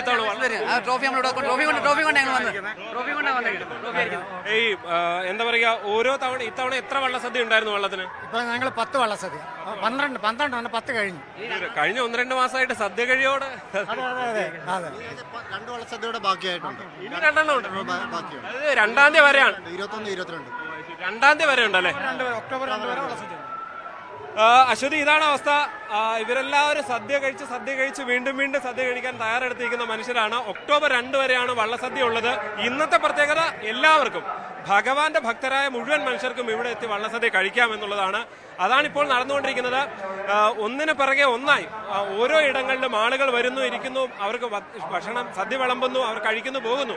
എന്തായാലും അത് തുടരുകയാണ്. ഇനി ഒരുപാട് സമയം ഉണ്ടാവില്ല. ഏതാണ്ടൊരു അരമണിക്കൂർ കൂടി പരമാവധി വള്ളസദ്യ ഉണ്ടാകുകയുള്ളൂ. ഏതാണ്ട് 50,000-ത്തിലധികം ആളുകൾ ഇത്തവണയും എത്തി എന്നുള്ളതാണ് ദേവസ്വം ബോർഡും ഒപ്പം തന്നെ ക്ഷേത്രം ഭാരവാഹികളും ഒക്കെ പറയുന്ന ഒരു കണക്ക്. അശ്വതി, ശരി. ജി ശ്രീജിത്താണ്. ആറന്മുള പാർത്ഥസാരഥി ക്ഷേത്രത്തിലെ വള്ളസദ്യ അത് അവസാന ഘട്ടത്തിലേക്ക് എത്തിയിരിക്കുകയാണ്. നമ്മളിനി ഗുരുവായൂരിലേക്കാണ് പോകുന്നത്. നമുക്കറിയാം, രാവിലെ തന്നെ ഗുരുവായൂരിലേക്ക് ഒരുപാട് പേര് ഭക്തരെത്തിക്കൊണ്ടേയിരിക്കുന്നു. അവിടെ വലിയ ആഘോഷങ്ങൾ നടക്കുകയാണ്. ഉണ്ണിക്കണ്ണന്റെ പിറന്നാൾ ദിനമായ ഇന്ന് അവിടെ നിന്നും ഭവ്യ പാർവതിയും MS സനീഷ് കുമാറും ചേരുന്നു. ഗുരുവായൂർ അമ്പല നടയിലാണ് ഉള്ളത്. ഈ ദിവസം ഇവിടെ അത് പറഞ്ഞറിയിക്കാൻ പറ്റാത്തൊരു അനുഭൂതിയാണ്. ചുറ്റും അമ്പാടിയാണ്. എന്റെ ചുറ്റുമുള്ളത് കുറെ ഉണ്ണിക്കണ്ണന്മാരും രാധമാരുമാണ്. കയ്യിലൊരു പിഞ്ച് ഉണ്ണിക്കണ്ണനുണ്ട്. അയാൾ ഭയങ്കര കൗതുകത്തിലാണ്. മൈക്കൊക്കെ കണ്ടതിന്റെ കൗതുകത്തിലാണ്. കുഞ്ഞു കരച്ചിലൊക്കെ ഉണ്ട്. എന്തായാലും കുഞ്ഞിനെ നമുക്ക് വേഗം അമ്മയുടെ അടുത്തേക്ക് കൊടുത്തേക്കാം. ആള് ഭയങ്കര കരച്ചിലാണെന്ന് തോന്നുന്നു. ഇതാ ചുറ്റും ഒരുപാട് കണ്ണന്മാരുണ്ട്. നമുക്ക് ഇവരെയൊക്കെ ഒന്ന് പരിചയപ്പെടണം. ഹലോ, എന്താ പേര്? ദിയാലക്ഷ്മി. എവിടുന്നാ വരുന്നേ? മമ്മിയൂര്. നിങ്ങളെല്ലാവരും കണ്ണനായതിന്റെ സന്തോഷത്തിലാണ്. ഒരു വലിയ കണ്ണനും ഉണ്ട്. വലിയ സന്തോഷത്തിലാണ്. ഇങ്ങനെ അഷ്ടമിരോണി ദിവസം കൃഷ്ണൻ കെട്ടാന്ന് പറഞ്ഞാൽ തന്നെ അതിലപ്പുറം ഭാഗ്യം വേറെ ഒന്നും നമുക്കില്ല. അനീഷ് കൂടി നമുക്കിപ്പം ചേരുന്നു. അനീഷ്, നമ്മൾ ഈ നിൽക്കുന്നത് മുഴുവൻ കണ്ണന്മാരെ രാധമാരെ നടുക്കാണ്. വല്ലാത്തൊരു, അത് പറഞ്ഞറിയിക്കാൻ സാധിക്കാത്തൊരു സന്തോഷം അല്ലേ? തീർച്ചയായും രാവിലെ മുതൽ തന്നെ ഈ ചിരിക്കുന്ന മുഖങ്ങളാണ് കാണുന്നത്. പ്രത്യേകിച്ച് മമ്മൂര് പോയപ്പോൾ ഉറിയടി കാണുന്നു, അവിടുന്ന് ഈ രാധാമാധവ നൃത്തം കാണുന്നു. അങ്ങനെ വളരെ വൈബായ ഒരു ദിവസമാണ്. ഭയങ്കര രസകരമായ ദിനമാണ്. എവിടുന്നാ വരുന്നത്? കോഴിക്കോട്. എവിടെ? രാമനാട്ടുകര. ഇത് ആദ്യമായിട്ടാണ് വരുന്നത്? അല്ലല്ല, ഞങ്ങൾ ഒരുമിച്ച് 5 വർഷമായിട്ട് ഇപ്പൊ എല്ലാ വർഷവും വരുമോ? ഇവിടെ വേഷം കെട്ടാൻ വേണ്ടിട്ട്. ഇവിടെ വരണമെന്ന് അല്ല, എന്റെ വീട് ഗുരുവായൂർ തന്നെയാണ്. എന്റെ അനിയത്തിയാണ്. ഞങ്ങൾ ഇവിടെ തന്നെയാണ്. കഴിഞ്ഞ കൊല്ലം രഥത്തിലെ കൃഷ്ണനായിരുന്നു. ഇപ്രാവശ്യം ഭഗവാൻ അനുഗ്രഹിച്ച് ഇങ്ങനെ വേഷം കെട്ടാൻ ഞങ്ങൾക്ക് സാധിച്ചു. അതെ, അതിനുവേണ്ടി കോഴിക്കോട് നിന്ന് വന്നതാണ് വേഷം കെട്ടാൻ വേണ്ടിട്ട്. അല്ല, കഴിഞ്ഞ പ്രാവശ്യം രഥത്തിലായിരുന്നു. ഈ പ്രാവശ്യം ഇപ്പൊ നടന്നിട്ടാണ്. ഘോഷയാത്രയുടെ മുന്നിലായിരുന്നു, കൂടെയായിരുന്നു. പിന്നെ ഇങ്ങോട്ട് കയറിയതായിരുന്നു. കുഞ്ഞു കണ്ണന്മാരാണല്ലേ? പേരെന്താ? വിഹാൻ. എന്താ പ്രത്യേകത ഇന്നത്തെ ദിവസത്തിന്റെ? ഇന്ന് ശ്രീകൃഷ്ണ ജയന്തിയാണ്. ഇന്ന് എല്ലാവരും കണ്ണനായിട്ട് വരും. എല്ലാ കണ്ണന്മാരും വന്നിട്ട് ശ്രീകൃഷ്ണനെ തോഴ്ത്തിട്ട് പോകും. എല്ലാരും കാണണ്ടേ ശ്രീകൃഷ്ണനെ? എല്ലാരും കാണാൻ വേണ്ടിയാണ് എല്ലാരും കൃഷ്ണനായിട്ട് ഒരുങ്ങി വരുന്നത്. കൃഷ്ണനെ ഭയങ്കര ഇഷ്ടമാണോ? എല്ലാവർക്കും ഇഷ്ടമാണ് കൃഷ്ണൻ. എന്താ ഇഷ്ടപ്പെടാൻ കാരണം? എന്താ?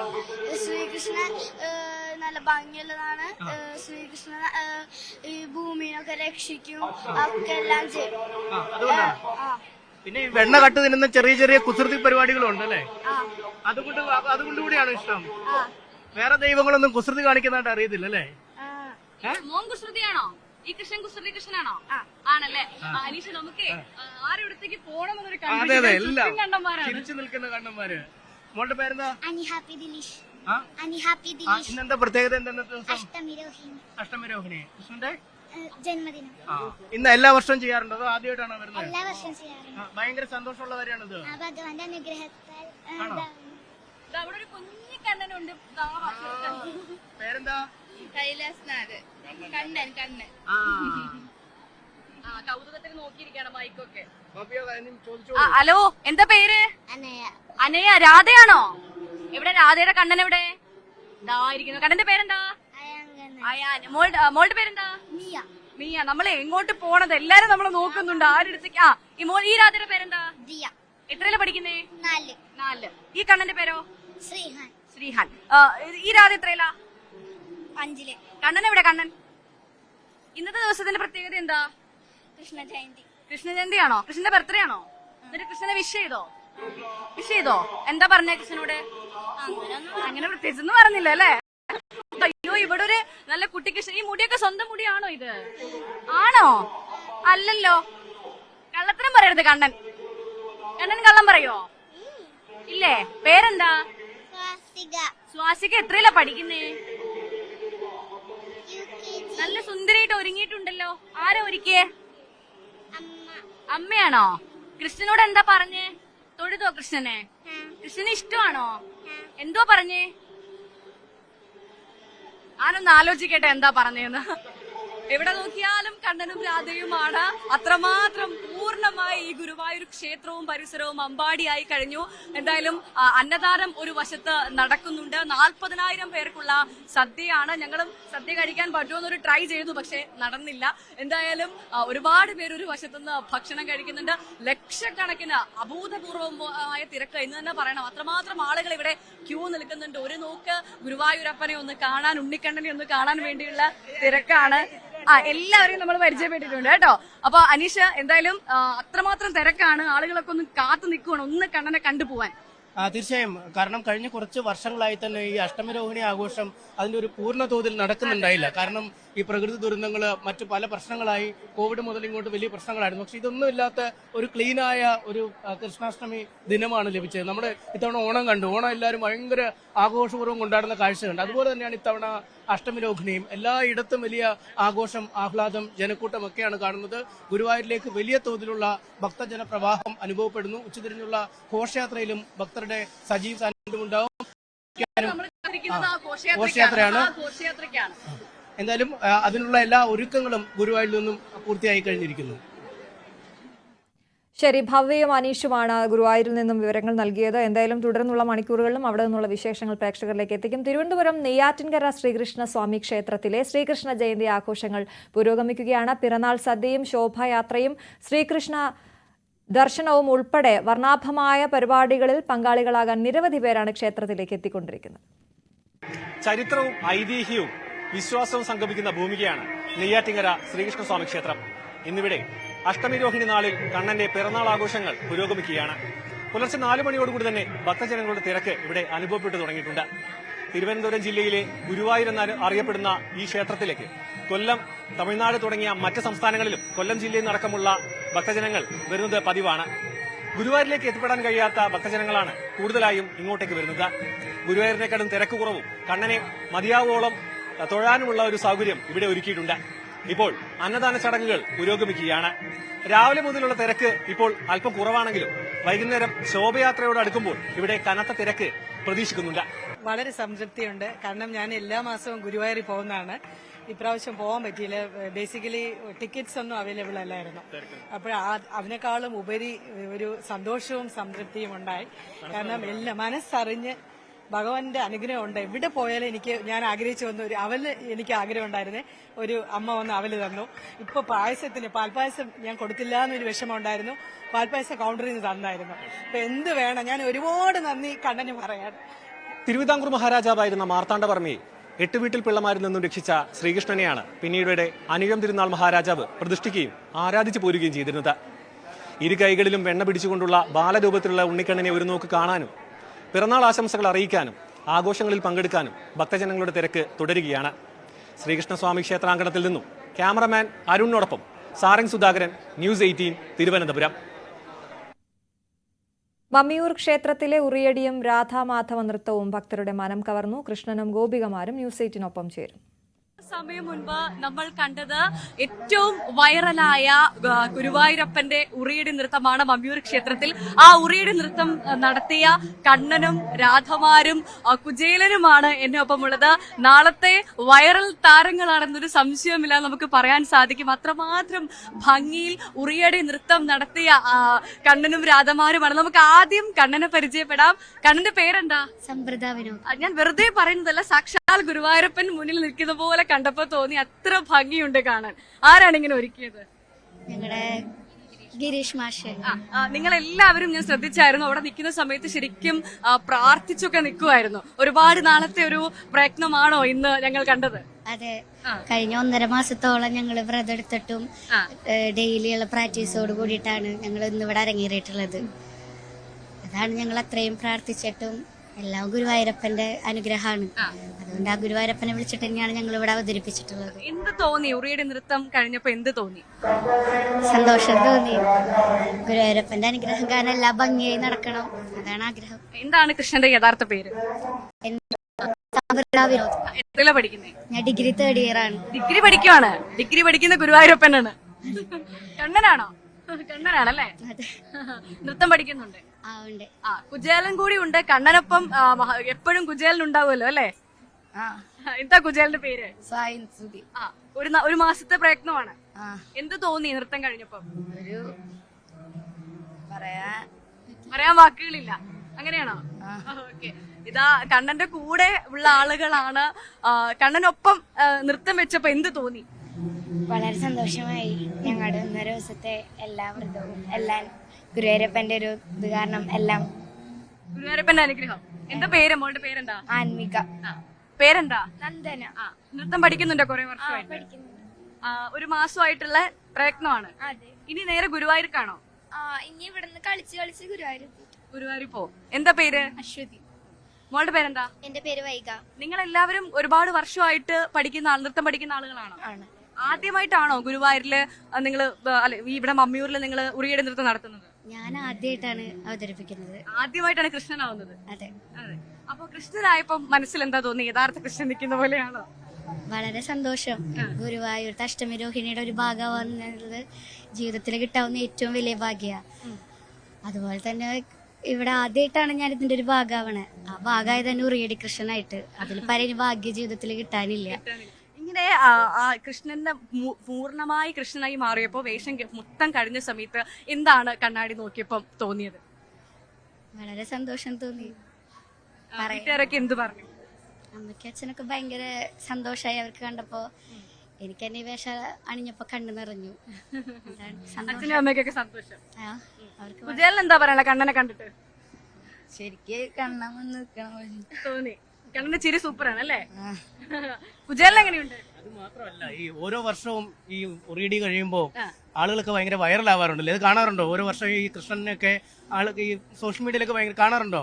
അന്ന് ആഗ്രഹിച്ചിരുന്നോ ഇങ്ങനെ? അങ്ങനെ ചോദിച്ചാ കണ്ട് ഇതായിട്ടുണ്ട്, പക്ഷെ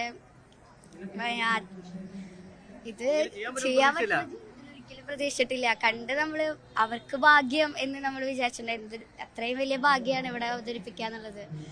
അത് കണ്ട് നമ്മള് ആഗ്രഹിച്ചിട്ടുണ്ട്. അതായത് എന്തൊരു ഭാഗ്യമാണ് അവർക്കൊക്കെ കിട്ടിയത്. പക്ഷെ ഇത്തവണത്തെ വൈറൽ കണ്ണനാണോ? അതറിയില്ല. ഒരു ചെറിയൊരു സ്റ്റെപ്പ് വയ്ക്കാൻ പറ്റുമോ നമ്മുടെ ന്യൂസ് 18 പ്രേക്ഷകർക്കായിട്ട്? കുഞ്ഞ് പറ്റില്ല. ഓക്കെ, അങ്ങനെ പറ്റില്ല. അപ്പൊ എന്തായാലും ഒരുപാട് സന്തോഷം. ഇറങ്ങിയിട്ട് കളിക്കാൻ പറ്റും. ഓക്കെ, അപ്പൊ എന്തായാലും നിങ്ങൾ ഇറങ്ങിയിട്ട് ഘോഷയാത്രയായിട്ട് പോവുകയാണ്. യെസ്, അപ്പൊ എന്തായാലും ഉറിയടി നൃത്തം നടത്തിയ കണ്ണനും ഗോപികമാരുമാണ് ന്യൂസ് 18നൊപ്പം ചേർന്നത്. വി വിനോദനും MS അനീഷ് കുമാറിനുമൊപ്പം ഭവ്യ പാർവതി, ന്യൂസ് 18. അഷ്ടമി രോഹിണി ആഘോഷത്തിന്റെ ഭാഗമായി പട്ടാമ്പി പടിഞ്ഞാറേ മഠം ശ്രീ ഗുരുവായൂരപ്പൻ ക്ഷേത്രത്തിലും വിപുലമായ ആഘോഷം നടന്നു. രാവിലെ മുതൽ ഭക്തരുടെ തിരക്കും അനുഭവപ്പെട്ടു. വേഷവിധാനങ്ങളുമായി ഉണ്ണിക്കണ്ണന്മാരും ഗോപികമാരും ക്ഷേത്രത്തിലെത്തിയിരുന്നു. ക്ഷേത്രം തന്ത്രിമാരായ കാലടി പടിഞ്ഞാറെടുത്ത മന ശങ്കരനുണ്ണി നമ്പൂതിരിപ്പാട്, ശ്രീധരൻ ചുമരത്ത മന ദിവാകരൻ നമ്പൂതിരിപ്പാട് എന്നിവരുടെ കാർമ്മികത്വത്തിൽ ഗോപൂജ നടന്നു.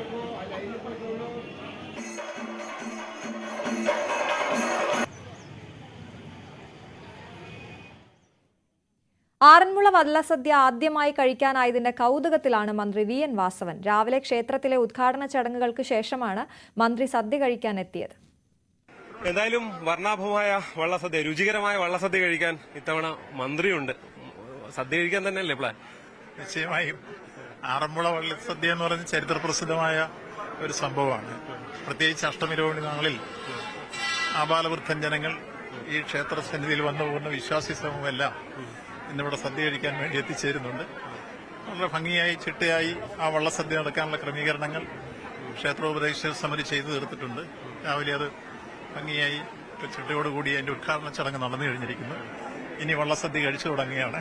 ഈ നേരത്തെ കഴിച്ചുള്ള ശീലം വല്ലതും ഉണ്ടോ? ഇല്ല, ഇവിടെ വന്ന് ആദ്യമായിട്ടാണ് കഴിക്കുന്നത്. ക്ഷേത്രങ്ങളിൽ വേറെ കഴിച്ചിട്ടുണ്ട്. സദ്യയോട് പ്രത്യേക ഇഷ്ടങ്ങൾ അങ്ങനെയുള്ള ആളാണോ? അതെ അതെ, ക്ഷേത്രത്തിൽ ഇപ്പൊ ഗുരുവായൂർ പോയാൽ കഴിക്കാറുണ്ട്. അതുപോലെ തന്നെ വിവിധ ക്ഷേത്രങ്ങളിൽ പോകുമ്പോൾ ശബരിമല പോകുമ്പോൾ കഴിക്കാറുണ്ട്. പക്ഷെ ഇവിടെയാണ് ഏറ്റവും സ്പെഷ്യൽ എന്നുള്ളതാണ്. സ്പെഷ്യൽ വിഭവങ്ങളുള്ളത് ഇവിടെയാണ്. അപ്പൊ അതിന്റെ ഒരു കൗതുകം ഉണ്ടായിരിക്കും ഉറപ്പായും. നിശ്ചയമായും രുചികരമായ ഭക്ഷണം, ചരിത്രപ്രസിദ്ധമായ സംഭവങ്ങൾ, അതെല്ലാം പ്രത്യേകതയുണ്ട്, സംശയമൊന്നും. എന്തായാലും അതാണ് ദേവസ്വം മന്ത്രിയും ആ വള്ളസദ്യ കഴിക്കാനുള്ള വലിയ കൗതുകത്തിൽ തന്നെയാണുള്ളത്. ഇത്രയും പ്രസിദ്ധമായ രുചികരമായ വള്ളസദ്യ എന്ന് പറയുമ്പോൾ അതിന്റെ വലിയ കൗതുകം മന്ത്രിയെ സംബന്ധിച്ചുമുണ്ട്.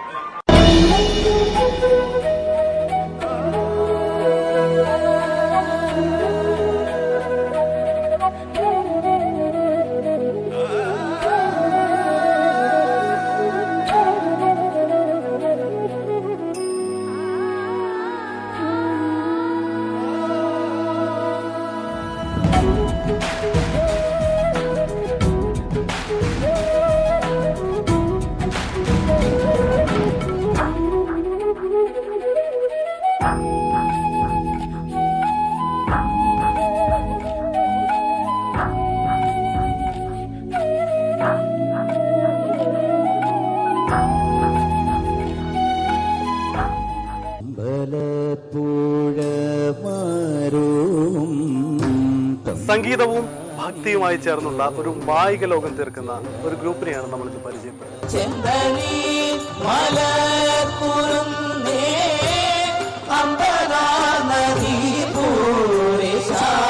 നന്ദഗോവിന്ദം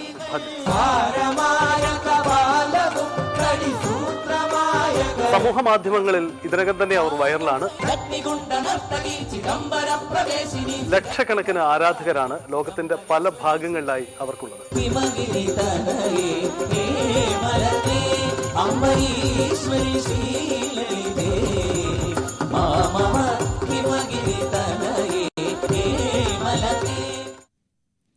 രാഹുൽ മാങ്കൂട്ടത്തിനെതിരെ വീട് കയറി പ്രചാരണവുമായി BJP. പാലക്കാട് മണ്ഡലത്തിലെ വിവിധയിടങ്ങളിൽ നോട്ടീസ് വിതരണം തുടരുകയാണ്. പാലക്കാടിനെ ചതിച്ച കോൺഗ്രസ് എന്ന തലക്കെട്ടോടെയുള്ള നോട്ടീസിൽ 20 കാര്യങ്ങളാണ് ഉന്നയിക്കുന്നത്. രാഹുലിന്റെ വാട്സ്ആപ്പ് ചാറ്റുകളുടെ ചിത്രങ്ങളും നോട്ടീസിലുണ്ട്.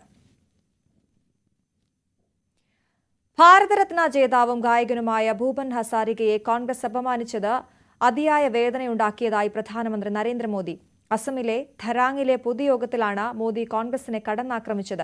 2019 കേന്ദ്ര സർക്കാർ അസമിന്റെ അഭിമാനമായ ഭൂപൻ ഹസാരികയ്ക്ക് ഭാരതരത്ന നൽകിയപ്പോൾ നർത്തകർക്കും ഗായകർക്കും ഭാരതരത്ന നൽകുന്നുവെന്നായിരുന്നു കോൺഗ്രസിന്റെ പ്രമുഖ നേതാവ് പറഞ്ഞതെന്നായിരുന്നു മോദിയുടെ വിമർശനം. സംസ്ഥാനത്ത് കോൺഗ്രസ് അധികാരത്തിൽ ഇരുന്നപ്പോൾ ചെയ്ത തെറ്റുകൾ BJP ഇപ്പോൾ തിരുത്തുകയാണ്. നുഴഞ്ഞുകയറ്റക്കാരെയും ദേശവിരുദ്ധ ശക്തികളെയും കോൺഗ്രസ് സംരക്ഷിക്കുകയാണെന്നും മോദി ആരോപിച്ചു. സംസ്ഥാനത്ത് 18,000 കോടി രൂപയുടെ വികസന പദ്ധതികൾക്ക് മോദി തുടക്കം കുറിച്ചു. असम के लोगों ने, देश के लोगों ने, संगीत प्रेमी लोगों ने, कला प्रेमी लोगों ने भारत की आत्मा के लिए जी जान लगाने वाले लोगों ने कांग्रेस से जवाब मांगना चाहिए कि आपने भूपेंद्र का अपमान क्यों किया। भाइयों बहनों, असम की सांस्कृतिक विरासत का सम्मान, संरक्षण और असम का तेज विकास ये डबल इंजन सरकार की प्राथमिकता रही है. തിക്കും തിരക്കും ഏറിയതോടെ പേരമ്പലൂരിലെ പര്യടനം ഒഴിവാക്കി ടി.വി.കെ അധ്യക്ഷൻ വിജയ് അർദ്ധരാത്രിയും ആയിരങ്ങൾ എത്തിയതോടെ വാഹനത്തിന് മുന്നോട്ട് നീങ്ങാൻ കഴിയാത്ത സാഹചര്യമായി. ഇതോടെ പര്യടനം പൂർത്തിയാക്കാതെ വിജയ് ചെന്നൈയിലേക്ക് മടങ്ങുകയായിരുന്നു.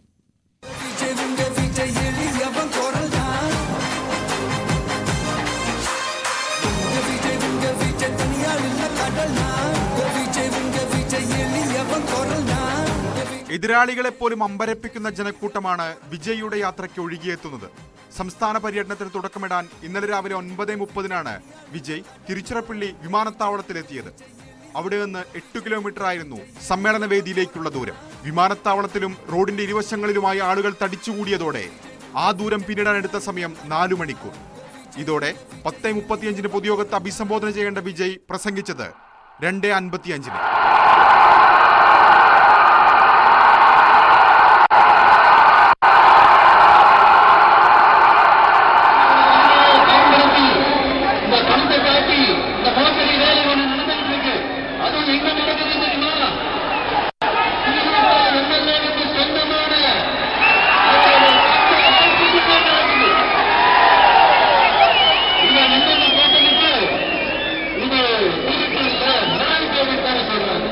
തുടർന്ന് നടക്കേണ്ട അരിയാലൂരിലെ പൊതുയോഗവും ഇതോടെ വൈകി. പേരമ്പല്ലൂരിൽ രാത്രി 11 മണിക്ക് എത്തുമ്പോഴും ഇളയ ദളപതിയെ കാണാൻ ആയിരങ്ങളാണ് കാത്തുനിന്നത്. വാഹനത്തിന് മുന്നോട്ട് നീങ്ങാൻ കഴിയാത്ത സാഹചര്യമായതോടെ പര്യടനം ഒഴിവാക്കി വിജയ് ചെന്നൈക്ക് മടങ്ങി. പേരമ്പല്ലൂരിൽ മറ്റൊരു ദിവസം വിജയ് പൊതുയോഗത്തെ അഭിസംബോധന ചെയ്യും. വിജയുടെ യാത്ര വലിയ ഗതാഗത കുരുക്കുണ്ടാക്കിയതിൽ പരോക്ഷ വിമർശനവും പരിഹാസവുമായി മുഖ്യമന്ത്രി M.K. സ്റ്റാലിൻ രംഗത്ത് വന്നു. തത്വങ്ങളുടെ അടിസ്ഥാനത്തിൽ ഒത്തുചേരുന്ന പാർട്ടിയാണ് DMK. പാർട്ടി കേഡർമാർ പൊതുജനങ്ങൾക്ക് ശല്യമുണ്ടാക്കുകയോ അസൗകര്യമുണ്ടാക്കുകയോ ചെയ്യാറില്ല. DMKയുടെ പ്രത്യയശാസ്ത്രം കാരിരുമ്പ് പോലെ ശക്തമാണ്. പഴയ എതിരാളികൾക്കും പുതിയ എതിരാളികൾക്കും തൊടാനാകില്ലെന്നും സ്റ്റാലിൻ പറഞ്ഞു. വിജയ് യാത്ര തുടങ്ങിയ അതേ ദിവസം തന്നെയാണ് ഇന്ത്യൻ രാഷ്ട്രീയത്തിലെ നക്ഷത്രമാണ് സ്റ്റാലിൻ എന്ന പ്രശംസയുമായി സൂപ്പർ സ്റ്റാർ രജനീകാന്ത് രംഗത്തെത്തിയതെന്നും ശ്രദ്ധേയമാണ്. ഇന്ത്യ നാട്ട് அரசியலில் ஒரு நட்சத்திரமாக இருந்து கொண்டு தமிழ்நாட்டு அரசியல் கொண்டு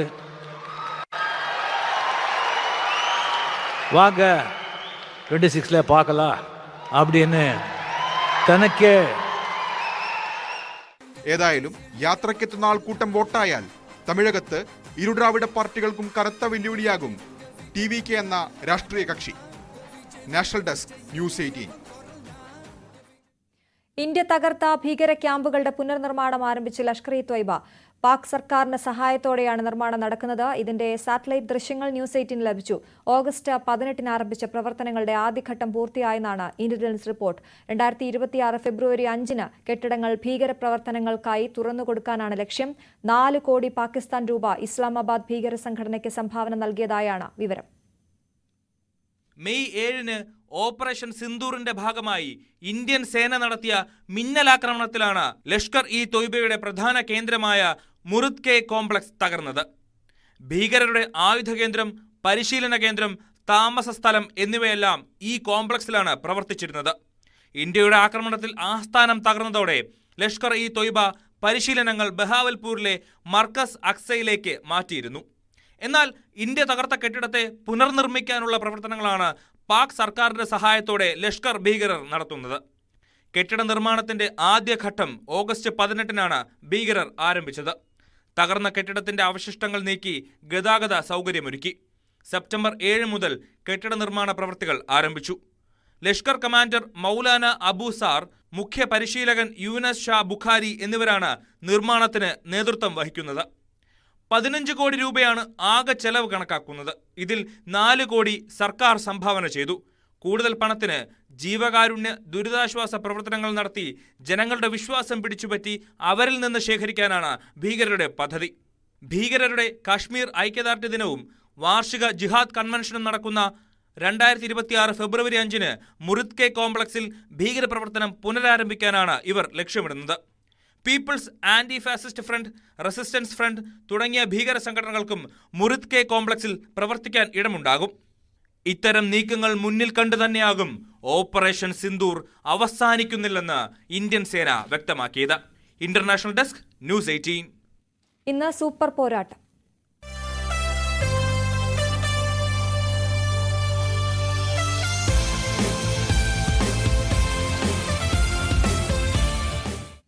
ഏഷ്യ കപ്പിൽ ഇന്ന് സൂപ്പർ പോരാട്ടം. നിലവിലെ ജേതാക്കളായ ഇന്ത്യ പാകിസ്ഥാനെ നേരിടും. രാത്രി 8 മണിക്ക് ദുബായ് ക്രിക്കറ്റ് സ്റ്റേഡിയത്തിലാണ് മത്സരം. പഹൽഗാം ആക്രമണത്തിനും ഓപ്പറേഷൻ സിന്ദൂറിനും ശേഷം ക്രിക്കറ്റ് ഇന്ത്യ പാകിസ്ഥാൻ ടീമുകൾ ആദ്യമായാണ് മുഖാമുഖം എത്തുന്നത്. ആദ്യ മത്സരത്തിൽ UAE 10 വിക്കറ്റിന് തകർത്ത ഇന്ത്യ തകർപ്പൻ ഫോമിലാണ്. ഒമാനെ 93 റൺസിന് തോൽപ്പിച്ച് പാകിസ്ഥാനും ആദ്യ മത്സരം വിജയിച്ചിരുന്നു. ആദ്യ മത്സരം കളിച്ച മലയാളി താരം സഞ്ജു സാംസൺ ഉൾപ്പെടെ ഇന്ത്യൻ 11-ൽ മാറ്റം വരില്ല എന്നാണ് സൂചന. എൽദോ പോൾ പുതുശ്ശേരി സ്പോർട്സ് ഡെസ്കിൽ നിന്ന് വിവരങ്ങളുമായി ചേരുന്നു. എൽദോ, ഇരു ടീമുകളും മികച്ച ഫോമിലാണ്. എന്താണ് പ്രതീക്ഷ? ഉറപ്പായിട്ടും ഇന്ത്യക്ക് തന്നെയാണ് പ്രതീക്ഷ, അശ്വതി. അതായത് ഇന്ത്യൻ ടീം സംബന്ധിച്ച് അത് ലോക റാങ്കിങ്ങിൽ 1-ാം നമ്പർ ടീമാണ്. ഏഷ്യ കപ്പിലെ ചാമ്പ്യന്മാരാണ്, മാത്രമല്ല ലോക ചാമ്പ്യന്മാരാണ്. ലോകകപ്പ് അടുക്കാൻ പോകുന്നു. ആ ഒരു സാഹചര്യത്തിൽ പാകിസ്ഥാനെ തോൽപ്പിക്കുക എന്നുള്ളതായിരിക്കും പരമപ്രധാനമായ ലക്ഷ്യം. ഏഷ്യ കപ്പിൽ ഇന്ത്യക്ക് ഒരു വലിയ വെല്ലുവിളി ഉയർത്താൻ സാധ്യത അത് അഫ്ഗാനിസ്ഥാനും ബംഗ്ലാദേശും പാകിസ്ഥാനും ശ്രീലങ്കയുമാണ്. അതിൽ ഏറ്റവും ഇന്ത്യയെ സംബന്ധിച്ച് ഏറ്റവും വലിയ ശത്രു അത് പാകിസ്ഥാനാണ്. അത് ക്രിക്കറ്റിലായിക്കോട്ടെ, മറ്റ് രാഷ്ട്രീയ കാര്യങ്ങളിലായിക്കോട്ടെ. എന്താണെങ്കിലും നിലവിലത്തെ സാഹചര്യത്തിൽ ഒരുപാട് എതിർപ്പുകൾ, വിയോജിപ്പുകളൊക്കെ വരുന്നുണ്ട്. ഇന്ത്യ പാകിസ്ഥാൻ മത്സരം നടത്തരുത് എന്നൊക്കെ പറയും. ഇപ്പൊ ശിവസേന ഉറപ്പായിട്ടും അതിനെതിരെ രംഗത്തെത്തിയതൊക്കെ നമുക്ക് കണ്ടതാണ്. അതിന് ഇടയിലാണ് ഇപ്പോൾ മത്സരം നടക്കാൻ പോകുന്നത് ദുബായിൽ. ഏറ്റവും പ്രധാനപ്പെട്ട കാര്യം, ഇന്ന് മത്സരം നടക്കുമ്പോൾ ഇന്ത്യക്ക് വ്യക്തമായിട്ടുള്ള ആധിപത്യമുണ്ട്. 2020 ചരിത്രത്തിലും അല്ലെങ്കിൽ ഏഷ്യ കപ്പിന്റെ ചരിത്രത്തിലായിക്കോട്ടെ ഇന്ത്യക്ക് കൃത്യമായിട്ട് മേധാവിത്വമുണ്ട് എന്നുള്ളതാണ്. ഏഷ്യ കപ്പിൽ ഇന്ത്യ നേടിയെടുത്ത മുൻതൂക്കം അത് തുടരാൻ കഴിയുമെന്നുള്ള പ്രതീക്ഷയിലാണ് സൂര്യകുമാർ യാദവും സംഘവും. ഇനി മറ്റൊരു പ്രധാനപ്പെട്ട കാര്യം, പാകിസ്ഥാൻ എത്തുന്നത് യുവനിരയുമായിട്ടാണ്. പാകിസ്ഥാന്റെ പ്രധാനപ്പെട്ട താരങ്ങൾ, ബാബർ അസം ഉൾപ്പെടെയുള്ള താരങ്ങളെ ഒഴിവാക്കിക്കൊണ്ടുള്ള ഒരു സംഘത്തെയാണ് ഏഷ്യ കപ്പിന് എത്തിച്ചിരിക്കുന്നത്. അപ്പോൾ അതുകൊണ്ട് തന്നെ അവിടെ പാകിസ്ഥാന് എത്രത്തോളം ഇന്ത്യയെ വെല്ലുവിളിക്കാൻ കഴിയുമെന്നുള്ളത് സംശയകരമാണ്. അതുകൊണ്ട് തന്നെയാണെന്ന് തോന്നുന്നു ഒരുപക്ഷെ ഇന്ത്യ പാകിസ്ഥാൻ മത്സരം എപ്പോഴൊക്കെ നടക്കുന്നു അവിടെയൊക്കെ വലിയ തോതിൽ ടിക്കറ്റ് വിൽപ്പന ഭയങ്കരമായിട്ട് ഉണ്ടാകാറുണ്ട്. പക്ഷേ ആദ്യമായി ഇത്തവണ മുഴുവൻ സ്റ്റേഡിയത്തിലും ടിക്കറ്റ് വിൽപ്പന നടക്കാതെ പോയി എന്നുള്ള ദൗർഭാഗ്യകരമായിട്ടുള്ള റിപ്പോർട്ടുകൾ വരുന്നുണ്ട്. അപ്പോൾ അതിന്റെ ഒരു അർത്ഥം ഇന്ത്യക്ക് വ്യക്തമായിട്ടുള്ള ആധിപത്യം ഉണ്ട് എന്നുള്ളത് വ്യക്തമാണ്. പക്ഷേ ഇത് 2020 മത്സരമാണ്. 2020 മത്സരം എന്ന് പറയുമ്പോൾ അത് ആ ദിവസത്തിൽ നടക്കുന്ന സാഹചര്യത്തിനനുസരിച്ച് കാര്യങ്ങൾ മാറാം. ഏത് വിധേനയും കാര്യങ്ങൾ ടേണിംഗ് പോയിന്റ് ഉണ്ടാകാം. അപ്പോൾ 2020 മത്സരത്തിൽ എപ്പോഴും പ്രവചനാതീതമാണ് എന്ന് എപ്പോഴും പറയും. അപ്പോൾ അത് തന്നെയാണ് ഏറ്റവും പ്രധാനപ്പെട്ട കാര്യം. ഇനി ഇന്ത്യയും പാകിസ്ഥാനും ഇന്ന് ദുബായിൽ ഏറ്റുമുട്ടുമ്പോൾ അവിടെ ഇന്ത്യക്ക് വലിയ തോതിൽ ആരാധകരുണ്ടാകും എന്നുള്ള സംശയമില്ല. പാകിസ്ഥാനും കൃത്യമായിട്ടും ആരാധകരുള്ള സ്ഥലമാണ് ദുബായ്. പാകിസ്ഥാൻ ഭീകരാക്രമണത്തിന് ശേഷം പാകിസ്ഥാനിന്റെ പ്രധാന മത്സരങ്ങൾ നടന്നത് ദുബായിലാണ്. അപ്പോൾ അവിടെ ഒരുപാട് പാകിസ്ഥാൻ ജനതയുണ്ട്. അപ്പോൾ കൃത്യമായിട്ട് ഒരു 50-50 എന്ന നിലയിൽ ആരാധക വൃന്ദം ഉണ്ടാവും. പക്ഷേ അതിനും അപ്പുറത്തേക്ക് ഇന്ത്യയുടെ ബാറ്റിംഗ് ഫോം അത് ഗംഭീരമാണ്. ഇന്ത്യയുടെ യുവനിര അത് സൂപ്പർ ഫോമിലാണ്. ഇന്ത്യയുടെ പേസർമാരിൽ എത്തിക്കഴിഞ്ഞാൽ ജസ്പ്രീത് ബുംറ എന്ന ലോകത്തെ ഏറ്റവും മികച്ച ബോളർ ഉണ്ട് അവിടെ. സ്പിന്നർമാരിൽ കുൽദീപ് യാദവ് ഉണ്ട്, അക്ഷർ പട്ടേൽ ഉണ്ട്. അപ്പോൾ ഇവരൊക്കെ ചേരുമ്പോൾ ഇന്ത്യയുടെ സന്തുലിത ടീമായി മാറുന്നു. ഇനി മലയാളികൾ ഏറ്റവും ആകാംക്ഷ നോക്കുന്നത് സഞ്ജു സാംസൺ ഉണ്ടാകുമോ എന്നുള്ളതാണ്. ആദ്യ മത്സരത്തിൽ തന്നെ UAE-ക്കെതിരെ മത്സരത്തിൽ ടീം മാനേജ്മെന്റ് ഞെട്ടിച്ചു കളഞ്ഞു സഞ്ജുവിനെ ഉൾപ്പെടുത്തിക്കൊണ്ട്. അപ്പോൾ സഞ്ജുവിനെ മാറ്റും എന്ന് കരുതേണ്ട സാഹചര്യമില്ല. സഞ്ജു ഉണ്ടാകും ഈ ഇന്ത്യൻ സംഘത്തിൽ എന്നാണ് പ്രതീക്ഷിക്കുന്നത്. 8 മണിക്കാണ് മത്സരം ആരംഭിക്കുന്നത്. നമ്മൾ പ്രതീക്ഷിക്കേണ്ടത് അവിടെ ഒരു സ്പിന്നിന് അനുകൂലമായിട്ടുള്ള ട്രാക്ക് ആയിരിക്കുമെന്നാണ്. സ്പിന്നിന് അനുകൂലമായ ട്രാക്ക് ആണെങ്കിൽ അവിടെ സ്വാഭാവികമായിട്ടും ഇന്ത്യൻ സ്പിന്നർമാരും പാകിസ്ഥാൻ ബാറ്റർമാരും തമ്മിലുള്ള പോരാട്ടമായി തന്നെ ഇതിനെ കണക്കാക്കണം. അതിൽ ഏറ്റവും പ്രധാനം അക്ഷർ പട്ടേൽ എന്ന ഓൾറൗണ്ടർ സ്പിന്നർ എന്നതിനപ്പുറം കുൽദീപ് യാദവിന്റെ ഫോം അത് ശ്രദ്ധേയമായിരിക്കും. അത് മികച്ച രീതിയിൽ എനിക്ക് ഗുണം ചെയ്യുമെന്ന് പ്രതീക്ഷിക്കാം. മാത്രമല്ല ഫിനിഷിംഗ് റോൾ ആരായിരിക്കും എന്നുള്ളതാണ് ഇനി ഉറ്റുനോക്കേണ്ട കാര്യം. ആദ്യ മത്സരത്തിൽ ഇന്ത്യക്കും പാകിസ്ഥാനും വലിയ വെല്ലുവിളി ഉണ്ടായിരുന്നില്ല. ഇന്ത്യ ആദ്യം UAE നേരിട്ടു, പാകിസ്ഥാൻ ഒമാൻ നേരിട്ടു. ഒരു തരത്തിലും വെല്ലുവിളി ഉണ്ടായിരുന്നില്ല. പക്ഷേ ഇന്നാണ് രണ്ടു ടീമുകൾക്കും യഥാർത്ഥ വെല്ലുവിളി വരാൻ പോകുന്നത്. പാകിസ്ഥാന്റെ സൽമാൻ അകം നയിക്കുന്ന ടീമിൽ എത്രമാത്രം ഇന്ത്യയെ പേടിപ്പിക്കാൻ പോകത്തുള്ള താരങ്ങളുണ്ട് എന്നുള്ളത് സംശയകരമാണ്. ഇപ്പൊ ഷഹീൻ ഷാ അഫ്രീദി എന്ന പേസ് ബോളർ ഉണ്ട്. ഷഹീൻ ഷാ അഫ്രീദിയെ പക്ഷേ ഇന്ത്യ പലതവണ നേരിട്ട് പരിചയമുള്ളത് കൊണ്ട് തന്നെ ആദ്യ നേരിട്ട ഒരു ഭയപ്പാട് ഷഹീം ഷാ അഫ്രീദിക്കെതിരെ ഇന്ത്യൻ ബാറ്റർമാർക്ക് ഉണ്ടാകില്ല എന്നാണ് കരുതുന്നത്. എന്നാലും നമ്മൾ കാത്തിരിക്കുന്നു ആകാംക്ഷയോടുകൂടി. ഇന്ത്യയും പാകിസ്ഥാനും ഏഷ്യ കപ്പിൽ ഏറ്റുമുട്ടുമ്പോൾ അത് ഉറപ്പായിട്ടും ഇന്ത്യക്ക് അനുകൂലമാകുമെന്ന് കരുതാം. മാത്രമല്ല UAE സാഹചര്യങ്ങൾ ഇന്ത്യക്ക് പരിചിതമാണ്. ഇന്ത്യ ഏറ്റവും ഒടുവിൽ UAE മത്സരം നടത്തിയപ്പോൾ, ആ മത്സരം നടന്നപ്പോൾ അവിടെ ഇന്ത്യ അതിഗംഭീര ജയങ്ങളാണ് സ്വന്തമാക്കിയിട്ടുള്ളത്. ആ ഒരു ജയം തന്നെയാണ് ഇന്ത്യ പ്രതീക്ഷിക്കുന്നത് ഇവിടെ. എൽദോ പോൾ പുതുശ്ശേരിയാണ് വിവരങ്ങൾ നൽകിയത്. ചൈനയ്ക്കുമേൽ 50% മുതൽ 100% വരെ തീരുവ ചുമത്താൻ US പ്രസിഡന്റ് ഡൊണാൾഡ് ട്രംപ് നാറ്റോയോട് നിർദ്ദേശിച്ചു. എങ്കിൽ റഷ്യയ്ക്ക് നൽകുന്ന സഹായങ്ങൾ ഇല്ലാതാകുമെന്നും അതുവഴി യുക്രൈൻ യുദ്ധം അവസാനിക്കുന്നുവെന്നും ട്രംപ് പറഞ്ഞു. നാറ്റോ രാജ്യങ്ങൾ അംഗീകരിച്ചാൽ റഷ്യയ്ക്കുമേൽ വലിയ ഉപരോധം ഏർപ്പെടുത്താൻ താൻ തയ്യാറാണ്. ഇതിനൊപ്പം നാറ്റോ രാജ്യങ്ങൾ റഷ്യൻ എണ്ണ വാങ്ങുന്നത് ഒഴിവാക്കണമെന്നും ട്രംപ് ആവശ്യപ്പെട്ടു. ഇനി ഇന്നത്തെ സ്വർണം വെള്ളി നിരക്കുകൾ. കവിത ഗോൾഡ് ആൻഡ് ഡയമണ്ട്സ് ഇന്നത്തെ സ്വർണം വെള്ളി നിരക്കുകൾ നിങ്ങൾക്കായി സമർപ്പിക്കുന്നത് Kavitha gold and diamonds, the versatile jewellery. സ്വർണം 22 ക്യാരറ്റ് ഗ്രാമിന് 10,190 രൂപ, പവന് 81,520 രൂപ. 18 ക്യാരറ്റ് ഗ്രാമിന് 8,440, പവന് 67,520. വെള്ളി ഗ്രാമിന് 140 രൂപ, കിലോയ്ക്ക് 1,40,40,000 രൂപ. കവിത ഗോൾഡ് ആൻഡ് ഡയമണ്ട്സ് ഇന്നത്തെ സ്വർണം വെള്ളി നിരക്കുകൾ നിങ്ങൾക്കായി സമർപ്പിച്ചത് Kavitha gold and diamonds, the versatile jewellery. പകൽ വാർത്ത പൂർണ്ണമാകുന്നു. നമസ്കാരം.